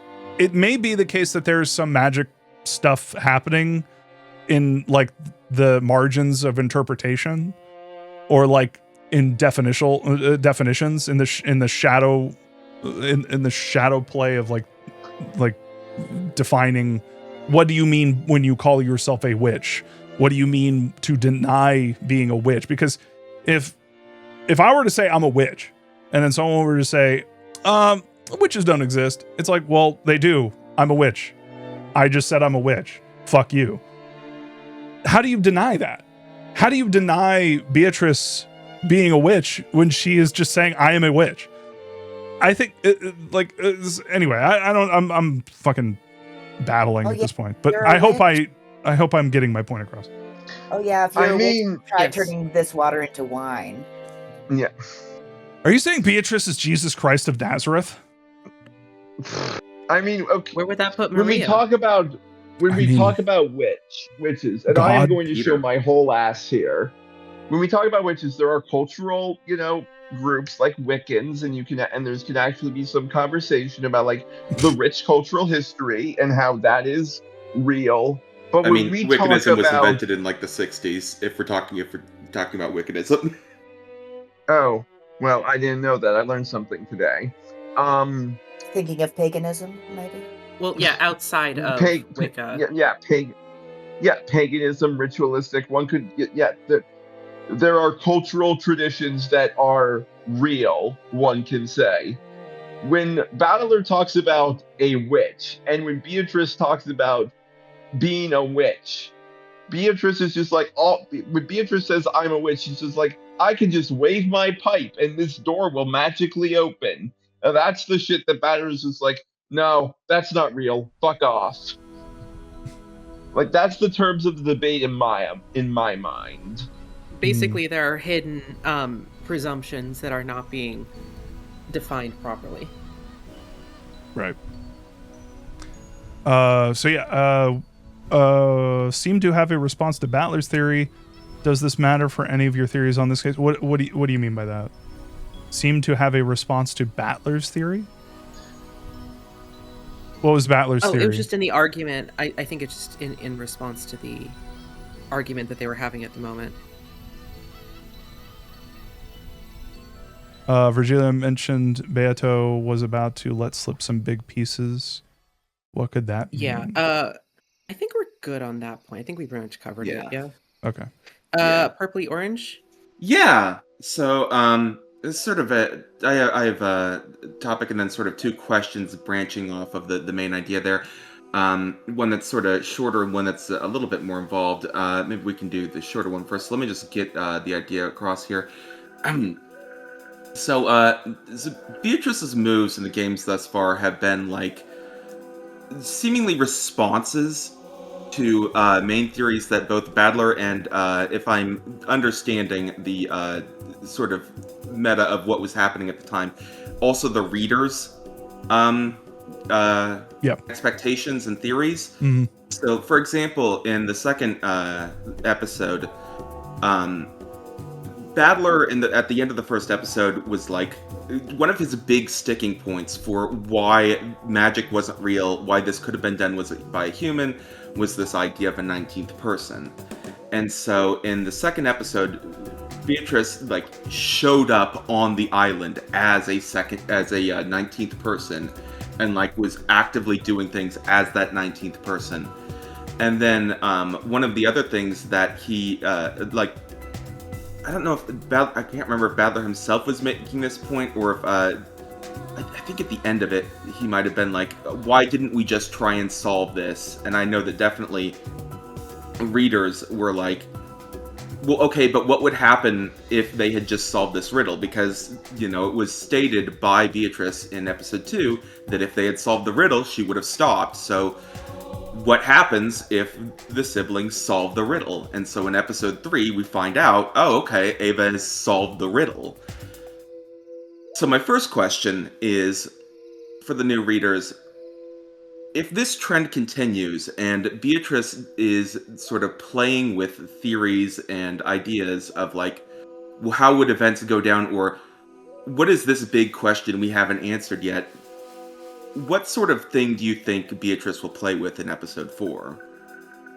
Like, which sort of theory will she sort of play off of? Are we allowed to ask what the name of the episode is, or for episode 4? What the subtitle is? I don't think it will do too much for you, maybe. I think you're allowed to ask, sure. I'll tell you if you want to know. Yeah, if you want to know, it's... right. Well, don't answer that then. I mean, it's fine. I don't think it like tells you anything too much, really. I prefer a little bit of for you. Structure, but anyway. Turn of the Golden Witch didn't really mean. I mean, it was 100%. It was Beatrice's turn, is the idea. It was that Beatrice is taking her turn in the game. Go back But to anyway, the yeah, forums. so for the new readers, I'm just sort of interested in what you think the, like... God, Umineko on Something Awful would have gone hard. I am Wow. curious Christ. where. I am curious. No. where If Umineko was on Something Awful, the OP would have been banned when Battler said that shit. Mel, Anyway. do you have a comment? Oh, I was just gonna say I'm curious where things go because, like, my assumption was that the epitaph would be solved in chapter 8 or something. Yeah. And now I'm like, what's gonna happen? What's Oh, happening now? episode 8?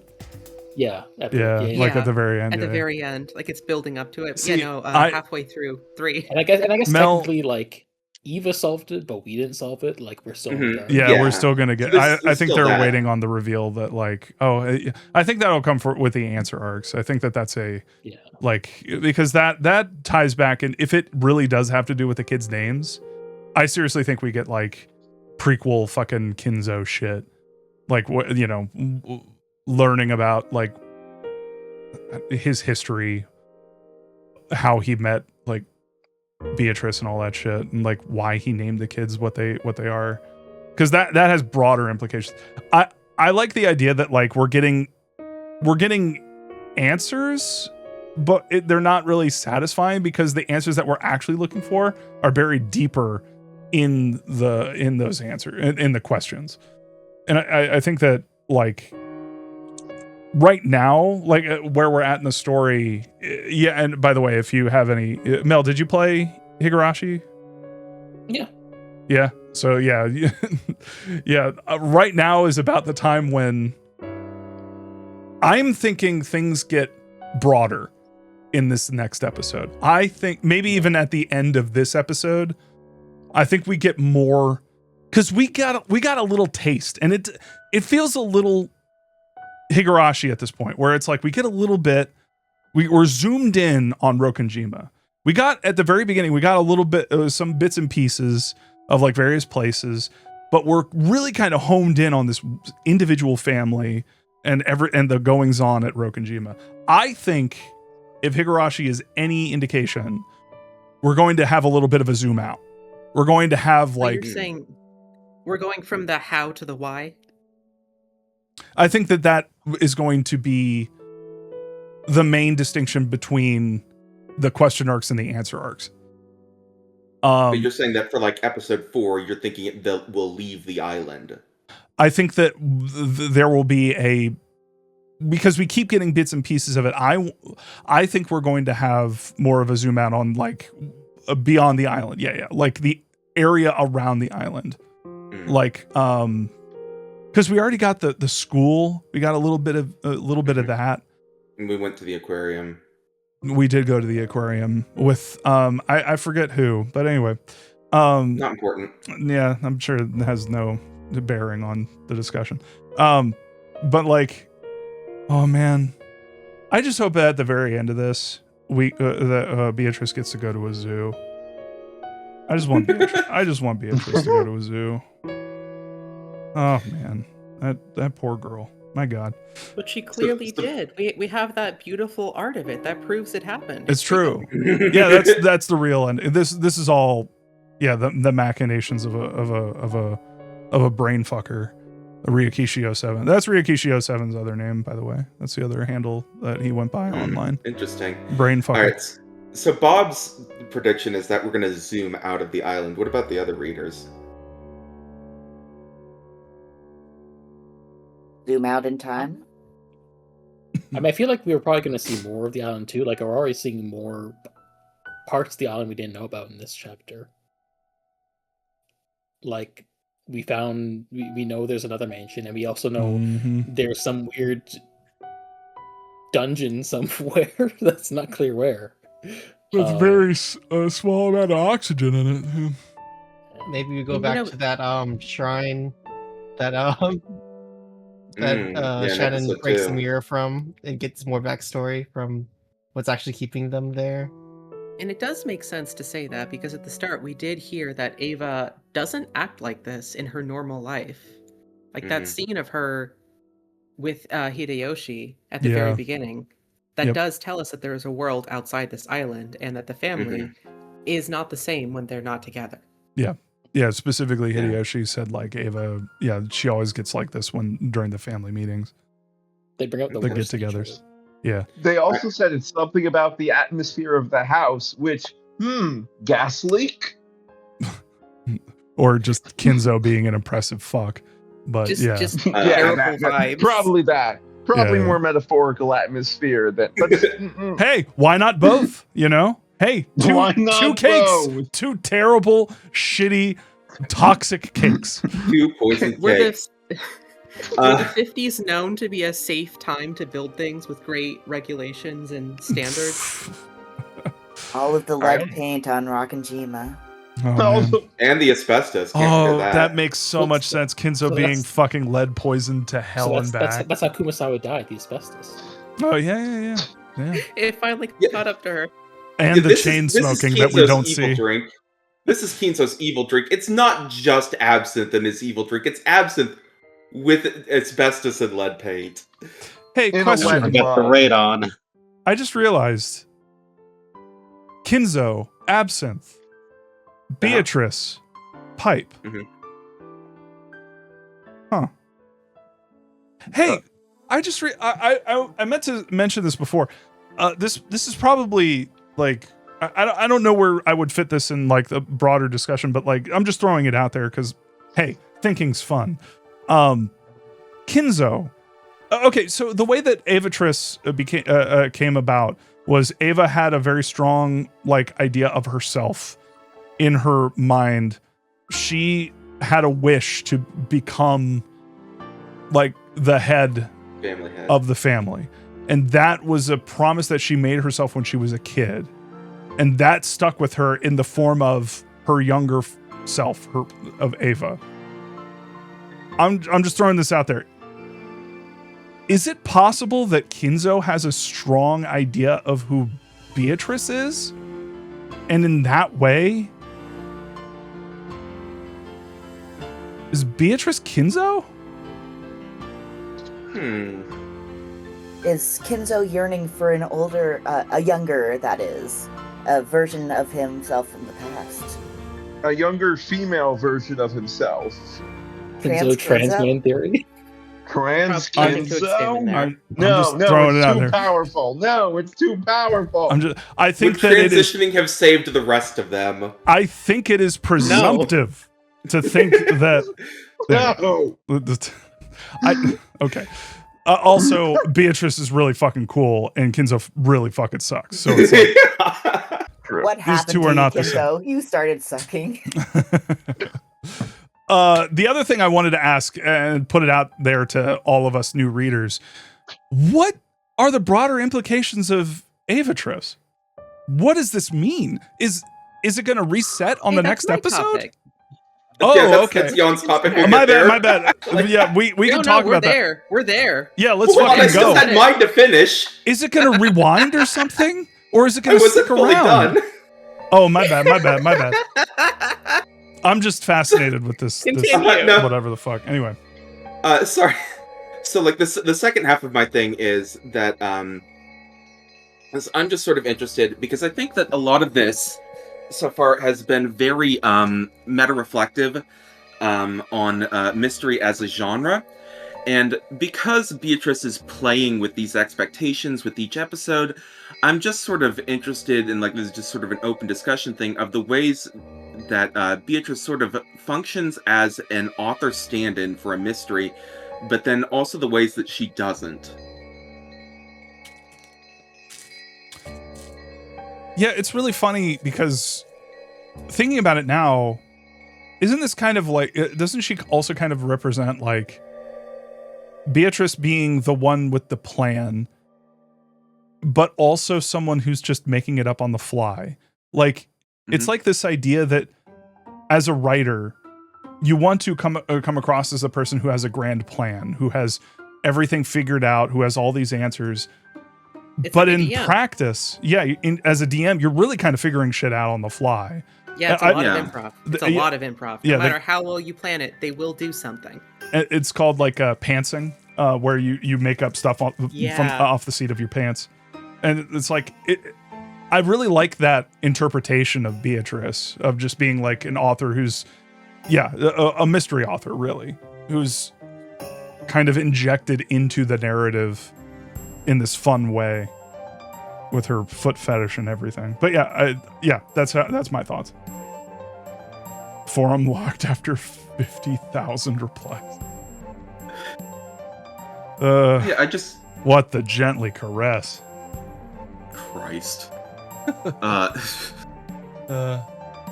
Anyway, I was just like, I think it's very interesting that the way Beato is like so far is like, one, she is this game master, absolutely, and like she is responding to Battler on the fly, and I think an interesting point in that as well is the fact that this episode specifically, episode 3, was rewritten by Ryukishi in response to the way that fans were theorizing about the previous episodes. Mm-hmm. And so I think that like that's a really interesting connection there. I think the thing that I find interesting as well, though, is that like Beatrice is just as much like a character, though. Like, she isn't just author stand-in, it seems to me, because there's stuff going on with her emotionally and like narratively that seems to be within the scope as opposed to beyond the scope of what's being shown. She's a really interesting character, and who she ends up being, even if she is just herself at the end of the day, and that unfortunate kid who got brought up in that fucking fucked up island with these fucking fucked up people. It really is interesting to think of her as like just someone who is just trying to make the best out of the situation that she's found herself in. Manifested via the whims of some fucked up loser high on absinthe like 24/7. Completely fucked up with lead in their fucking skull. Yeah. What is her goal? Why is she doing this? To prove that magic exists? Really, I think, I go back to my original idea, which is that I think she really just wants people to know who she is. Because before all of this shit happened, she was a painting that no one knew who the fuck. No one even gave a That's so fucking interesting to me. There was a giant painting of her in the fucking mansion for how long? For 2 years now. And no one gave a shit to like no one asked questions. It was just like, oh yeah, that's dad's fucking like side piece or like what? Yeah. Which she makes a point of saying, and of course Beatrice makes a point of saying, that's not what I was. It's not what I was doing. So yes, like she is this woman who is solely defined by this man's obsession with her, within the eyes of all of the humans, quote unquote. Like, the only people who get to see her as anything else are the people who have this peek behind the meta layer. And I also find that really fascinating, the way that, like, this woman is erased by a man's obsession. Yeah. It's really interesting. Even. It's really interesting to see, like, because I guess I could put it this way, like, Beatrice is kind of like a black hole. In terms of like, you can't really, she exerts force on everything around her, or maybe a black hole isn't the right word, like dark matter. Like she exerts force on all of these things, various like elements of the story and people in a very strongly in certain situations, but she's just completely invisible. And so she's there, she's there by the like sort of effects she has on everybody, but those effects are largely like attributed to various other factors or other people. There was that bit in the second episode where she was right next to Kinzo and he couldn't see her. Yep, that's actually what I was thinking when I thought about like, could there be like some thing there? But like that could be interpreted as like, because when I saw that, I was watching the VODs again and I saw that. I saw that scene and I was like, that kind of reminds me of Ava talking to her younger self. But anyway, he would have seen her if that were the case. But who was seeing that? Was that Canon? Canon? Yeah, okay. Because like that could also, if Beatrice actually, because they went and drank tea together, and if that's the case, then like she's got to have a physical form. Would that make her like Rosa or something? Because I'm still operating off that theory I had when Rosa watched Beatrice die, that potentially a part of her psyche ran away in her mind and Beatrice manifested inside of her. That's a very kind of like, that's analogous to our new Beatrice. I guess kind of, but not really. It could be. I need to think about that a little bit more. Because you're right. I want to stress, like, I guess should we move on to like talking about Avatrice and like what the broader implications of that are? Because like, what the fuck?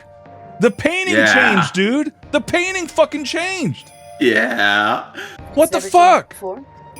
Yeah, it has. Episode 2. Changed it. I know that was a leading question, I'm assuming, but yeah, like episode 2, like it changed. What does that fucking mean?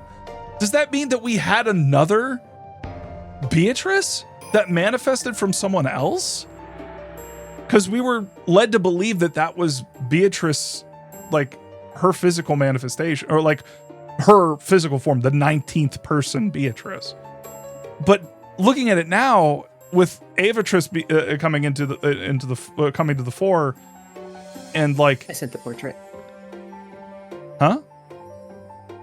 I sent the portrait, and yeah, the implication in the second episode was meant to be that the person walking around, well, that couldn't have been. Right, and that's what I'm saying. Like, who fucking was that? Because we know who Avatrice is, obviously. But who the fuck was that? I think there's definitely the implication through the way that whoever that was, talked to Shannon and Canon, that it's the same Beatrice that was confronting them before, and like sharing tea and all that. Because I believe that they remark on giving Shannon a chance at love and all that stuff when they confront them in the VIP room. So it's like a whole thing of, is it a continuous Beatrice? I think that's up for debate.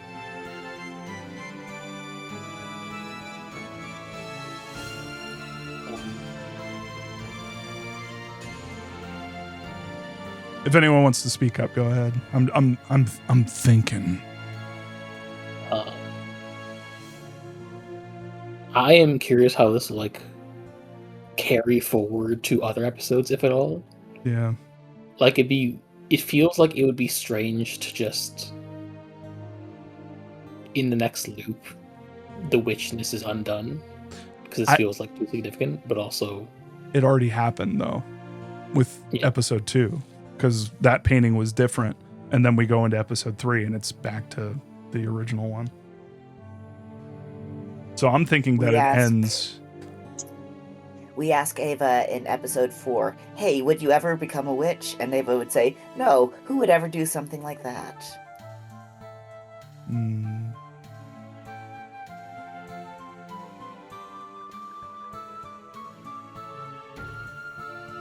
I guess coming from the magic angle for a moment, one possibility of the succession of the witch is that Avatrice, 1,000 subjective years later, might become the Beato we know.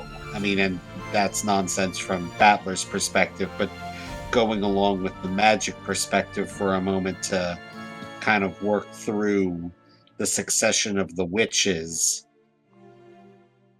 And I'm not sure what that would mean, if anything. That's just kind of an idea that sparked up the idea of a time loop of the witch, where the witch beat starts off as Ava or possibly others gaining the gold and becoming the witch, and then they live for 1,000 years, and they come back to being the Beato we know doing this.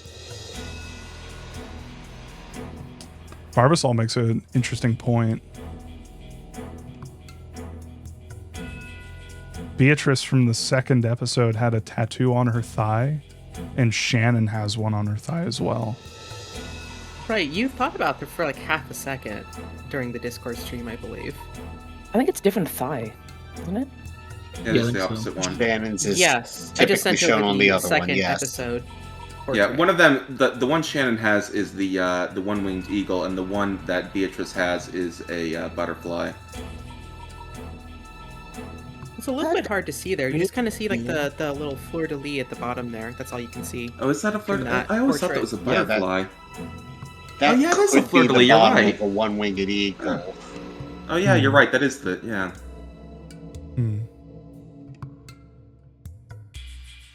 Of course, you can't really see whether Shannon has one easily because of the way it curves around the leg. Because Yeah. it theoretically could be. When would that have happened, though? Well, Do you wanna throw I that up on believe it screen just for your because, visual? I hope that she killed George. And if we scroll up in the stream chat to the Ava with, oh boy, the gold, I sure hope I can come back to this room a second time, there is a fleur-de-lis on Ava's one-winged eagle on her arm. Yeah, the tattoo she has on her arm does have that fleur-de-lis at the bottom. So if we assume it has the same overt design, then that's how it would look at the bottom, or at least similar. Hard to tell. God, that would make a lot of sense. I'll also show the PS3 sprites because they show a bit more of the leg, I think. Oh, thanks, PS3 sprites. It's exactly what we need. Thank you. Well, The Pachinko you get sprites that have and a on little legs. something else on the chest area. In these trying times. Alright, I guess People we're talk out about of the it. boob socks May in I the in- alternate. May I interest you in double D's in these trying times? People talk about the boob socks on the alternate sprites, both the console and Pachinko, but I have to say they're there in the originals as well. No, yeah, I'm just laughing it's just because not as like it's Noticeable, not I so think. like vacuum sealed. Yeah. It's not that the boobs are not big. It's just the style. Well, it's Yeah. just that, like, they still are absolutely, like, cut out in such a bizarre way. Like, the actual, it like, does cut look would be like- ridiculous. I need According to to the PS3 sprite, I need then to show you what I'm it is like dealing with right here. one-wing angel. This is fucking that you- crazy. This is fucking crazy. Here. All right, What's this Bob is what doing? we're talking about. Okay. Here's my theory: is We've that got- they took her and horizontally flipped her, and that's why it's on the other leg. I was literally going to say that, but so yeah. Here you go. I keep Oh no, saying- she's been cropped. Oh, God. she got What cropped. happened to her? I adjusted. Okay, so that was which one's the Pachinko? Yeah, I'm so- sorry Either. for my so- undignified laugh earlier. This one's console, That's the console. and then fucking there you go. Mm. There you I go. feel like I'm at the world's worst eye exam. Better A or B or D. Double Better better A A? or double D. I'm sorry. I'm trying It's to just- remove it. I'm sorry. And you can see the buttons on her shirt like getting more and more stressed, like Kyrie's sprite is the absolute, possibly the worst of them. Yeah, Yeah, Kitty is absolutely that. I like the face on the Pachinko one more. I think it's cuter. Cherries. See, the thing is, the animations for the pachinko sprites are not bad. They're actually not bad. It's the sprites themselves. I like lip flap. I'm sorry. I really like lip flap in visual novels. Oh my god, you were not kidding. Holy yeah, Christ. Kyrie's is like absolutely easily the worst one. Out of control. Yeah, be careful when looking for ludicrous. sprites. Dude, if you need sprites, we'll toss them to you. Oh my god! Don't go digging yourself. Whoa. Spring loaded. Literally pops out of the jacket. They're on the other side of the jacket. That's so nuts. Oh my god. There's missiles in there. It's the fucking it's the auto Malibu boots, Stacy doll from The mechanic Simpsons, where it's just like, yeah, they took it off the market after some kid poked both his eyes out. Need red text on this. The red truth. Kyrie is packing fucking bazookas. Yeah, I've been pretty good with the sprites so far. I think I'm good. I'm really good at tunnel visioning and just looking for like the exact thing that I'm looking for and like highlighting it. But then again, I don't know. Would you recommend not doing it? Should I just rely on you guys for getting like thumbnails and stuff? We'll send it to you. I'd really if you need recommend something, doing let that. us know and we'll send it to you. It's so Okay. easy to just accidentally see it in a sidebar or something, and all it takes is like a one word or something. You can never know. Oh, really? Yeah. It could be Yes. spoiled that easy? Don't go There's digging no in way the to know. files, man. I do enjoy I will the say- collaborative Okay. nature of this project. Okay. I will say there is one thing on the wiki that like specifically is built in as a spoiler prevention mechanism, which is neat. But like, there's still a bunch of spoilers that are left unmechanized, I guess. Mechanized spoilers. Do you think Virgilia is a spoiler? Should I use her in a thumbnail? I mean, fine, it's showing unless- where you're at. If they haven't read it, then that's fine. I mean, it's sorry. Yeah. You cannot get to the end of it while avoiding any spoilers whatsoever. That's just the nature of the thing. Yeah. Every thumbnail is just a different Like- version of Battler. She shows up in the very beginning of this episode, literally the first chapter of this episode. I think it's fine to use it on an episode, for, like on a thumbnail for this episode. As Yeah. long as you're not like pulling out a CG of, oh, here's X character ripping Y character's guts out with their teeth as a big plot event. You don't put that in the thumbnail. Did you just... Umineko episode 3 book club 2. Ava finds gold room? Question mark, question mark, question mark, question mark. Circle the golden red. Wait, Real? Jan, did you just pull an iCat? Is that gonna fucking happen? You know how often I'm thinking about women pulling each other's guts out, man. This is a daily thing for me. Yeah. So that might not even be a spoiler. have That proof might of this. be There's just your fan precedent. fiction. Yeah. I mean, you did do a That's my whole forgery. visual novel. All right. I'm trying to think of anything else. So I guess like I don't know if we quite covered this, but I guess like my last question here is, so we've got through all of this. The epitaph has been solved. Now Ava is in charge.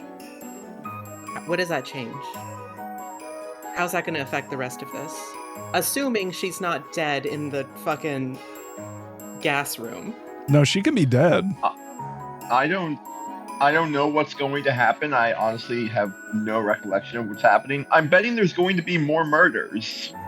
I feel pretty safe assuming that. Even despite this. Do you think Ava was as bad as she was as a kid? Because we haven't gotten much of her as a kid, but she was also like really nasty as an adult. We know why, and we know that she was only doing that with her family, but this is a situation where she is like, this is her family, and she's potentially going to exact revenge. Maybe? I'd be worried. If I was Krauss, I'd be fucking worried right now. That's all I'm saying. this was the thing I was thinking of, but it is like conspicuous to me that Beatrice, during the, Beto, I get now, that she lost the name. During the coronation, she like introduces the 7 stakes to Evatrice, and it's like, hey, you'll need them for the resurrection ceremony because you got to do that now because you're Beatrice. And so I'm like, well, does that mean that Evatrice is now going to continue the resurrection ceremony? And what does that mean? I imagine that's like the vehicle by which murder still happened, but I'm also like, what does it mean that if supposing that's what happens, as it happened in the previous 2 episodes, what does it mean for Evatrice to resurrect when Eva is alive, but also Evatrice is or isn't a separate entity from Eva? Question mark. Does she become her own person maybe in part of this process? I don't know. I'm just things I'm. Are you saying about. that Umineko is a process of self-actualization? It'd be so fucked up if Ava gets the headship and then it's like, actually, no, that other part of you got the headship. You don't get shit. Because you're dead. I can't believe it's her ghost that's running shit now. Not her ghost. Yeah, that's the line we're gonna draw here. That Battler's gonna have to come to realize witches are fake. Witches are fake. Ghosts, on the other hand, reminds the funniest possible ending to all of this. Where Battler's just like, yeah, of course ghosts are real. I never said they weren't. Obviously, ghosts are real. Jeez. I'm just saying. Me when I win a competition, but my stupid headmate gets a prize. I'm just saying that the Ava thing could be an occurrence at Rokanjima Island. An occurrence at Owl Creek Bridge. No, I understood. Or I'm stupid. I don't know. Anyway. Beatrice's ladder. I gotcha. Deep cut. Yes. Do we have anything else we wanted to cover? I'm good. Think we're good? I think we're good. Yeah. Finally finishing before midnight on one of these book clubs. I will And we started late even. I'm so sorry for starting us late. Thank you so much for waiting. Oh. So are we adding Ava Beatrice to the bits? Oh, well. If more people are using them, then yeah, I'll definitely add them. Thank you for that question, Beatrice. Yeah, I can totally do that if we want. Maybe I'll add some more. That'd be fun. But yeah, all right. If that's it, if we covered everything everyone wanted to talk about, I think that's a good stopping point. I'm really interested in the next few chapters. Which, by the way, Jan, are we Twitching next, or are we Discord?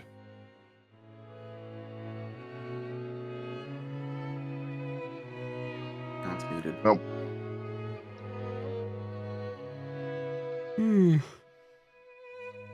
Jan is Jan is much like Ava in the oxygen deprived gold room. Jan unmuted and then muted again. Sorry, can you hear me? We can hear you now. There you go. Now we can. I'm so sorry. I was just saying, yeah, you do not want to Twitch stream the next one. The next one is Discord. Okay. Should I read into what you mean by that potentially? I put it in your messages, man, like a week ago. Oh no, I meant like, does anything crazy happen? Stuff that I can't show on Twitch. Okay. Okay. Uh-oh. All right. Well. Massive anime boobies. Here we come. Explain off stream, I think. Yes. It's a pretty quick explanation. What I've always wanted. Big tits and anime girls. Finally. Finally a visual novel. It's such that a rare tackles the thing. subject. A touchy subject. Wow. Anyway, too hot for Twitch. All right. Whoa. All right, guys. We're going to go ahead and oh wait, what's that? Fred Durst? It's just one of those days. It's just one of those nights. Rolling. I Keep rolling. All right, Now, y'all. Fred Durst, spin dash. I'm sure he can. Much like he can play the guitar. Anyway, so yeah, we're gonna go ahead and call it there. Thank you everybody for joining. Thanks everybody on the Discord for joining. Thank you everybody on the Twitch. I can't talk. It's late. I'm tired. If you want a link to the Discord, !Discord will get you a link. You can join the CCAT crew. We're going to be Discord streaming soon, I think. Maybe tomorrow, maybe. We'll see. But yeah, that's it for us. And yeah, I hope you all have a great night. And yeah, onward and upward. Sounds good. Thank you, Bob. This was wonderful. Hi, everyone. Thanks. Swirling ever upward. Oxygen just about ran out in the room, so all right, I'm gonna die. Bye. Book clubs Bye. keep me excited every time. Nice. I'm happy. All right. Bye.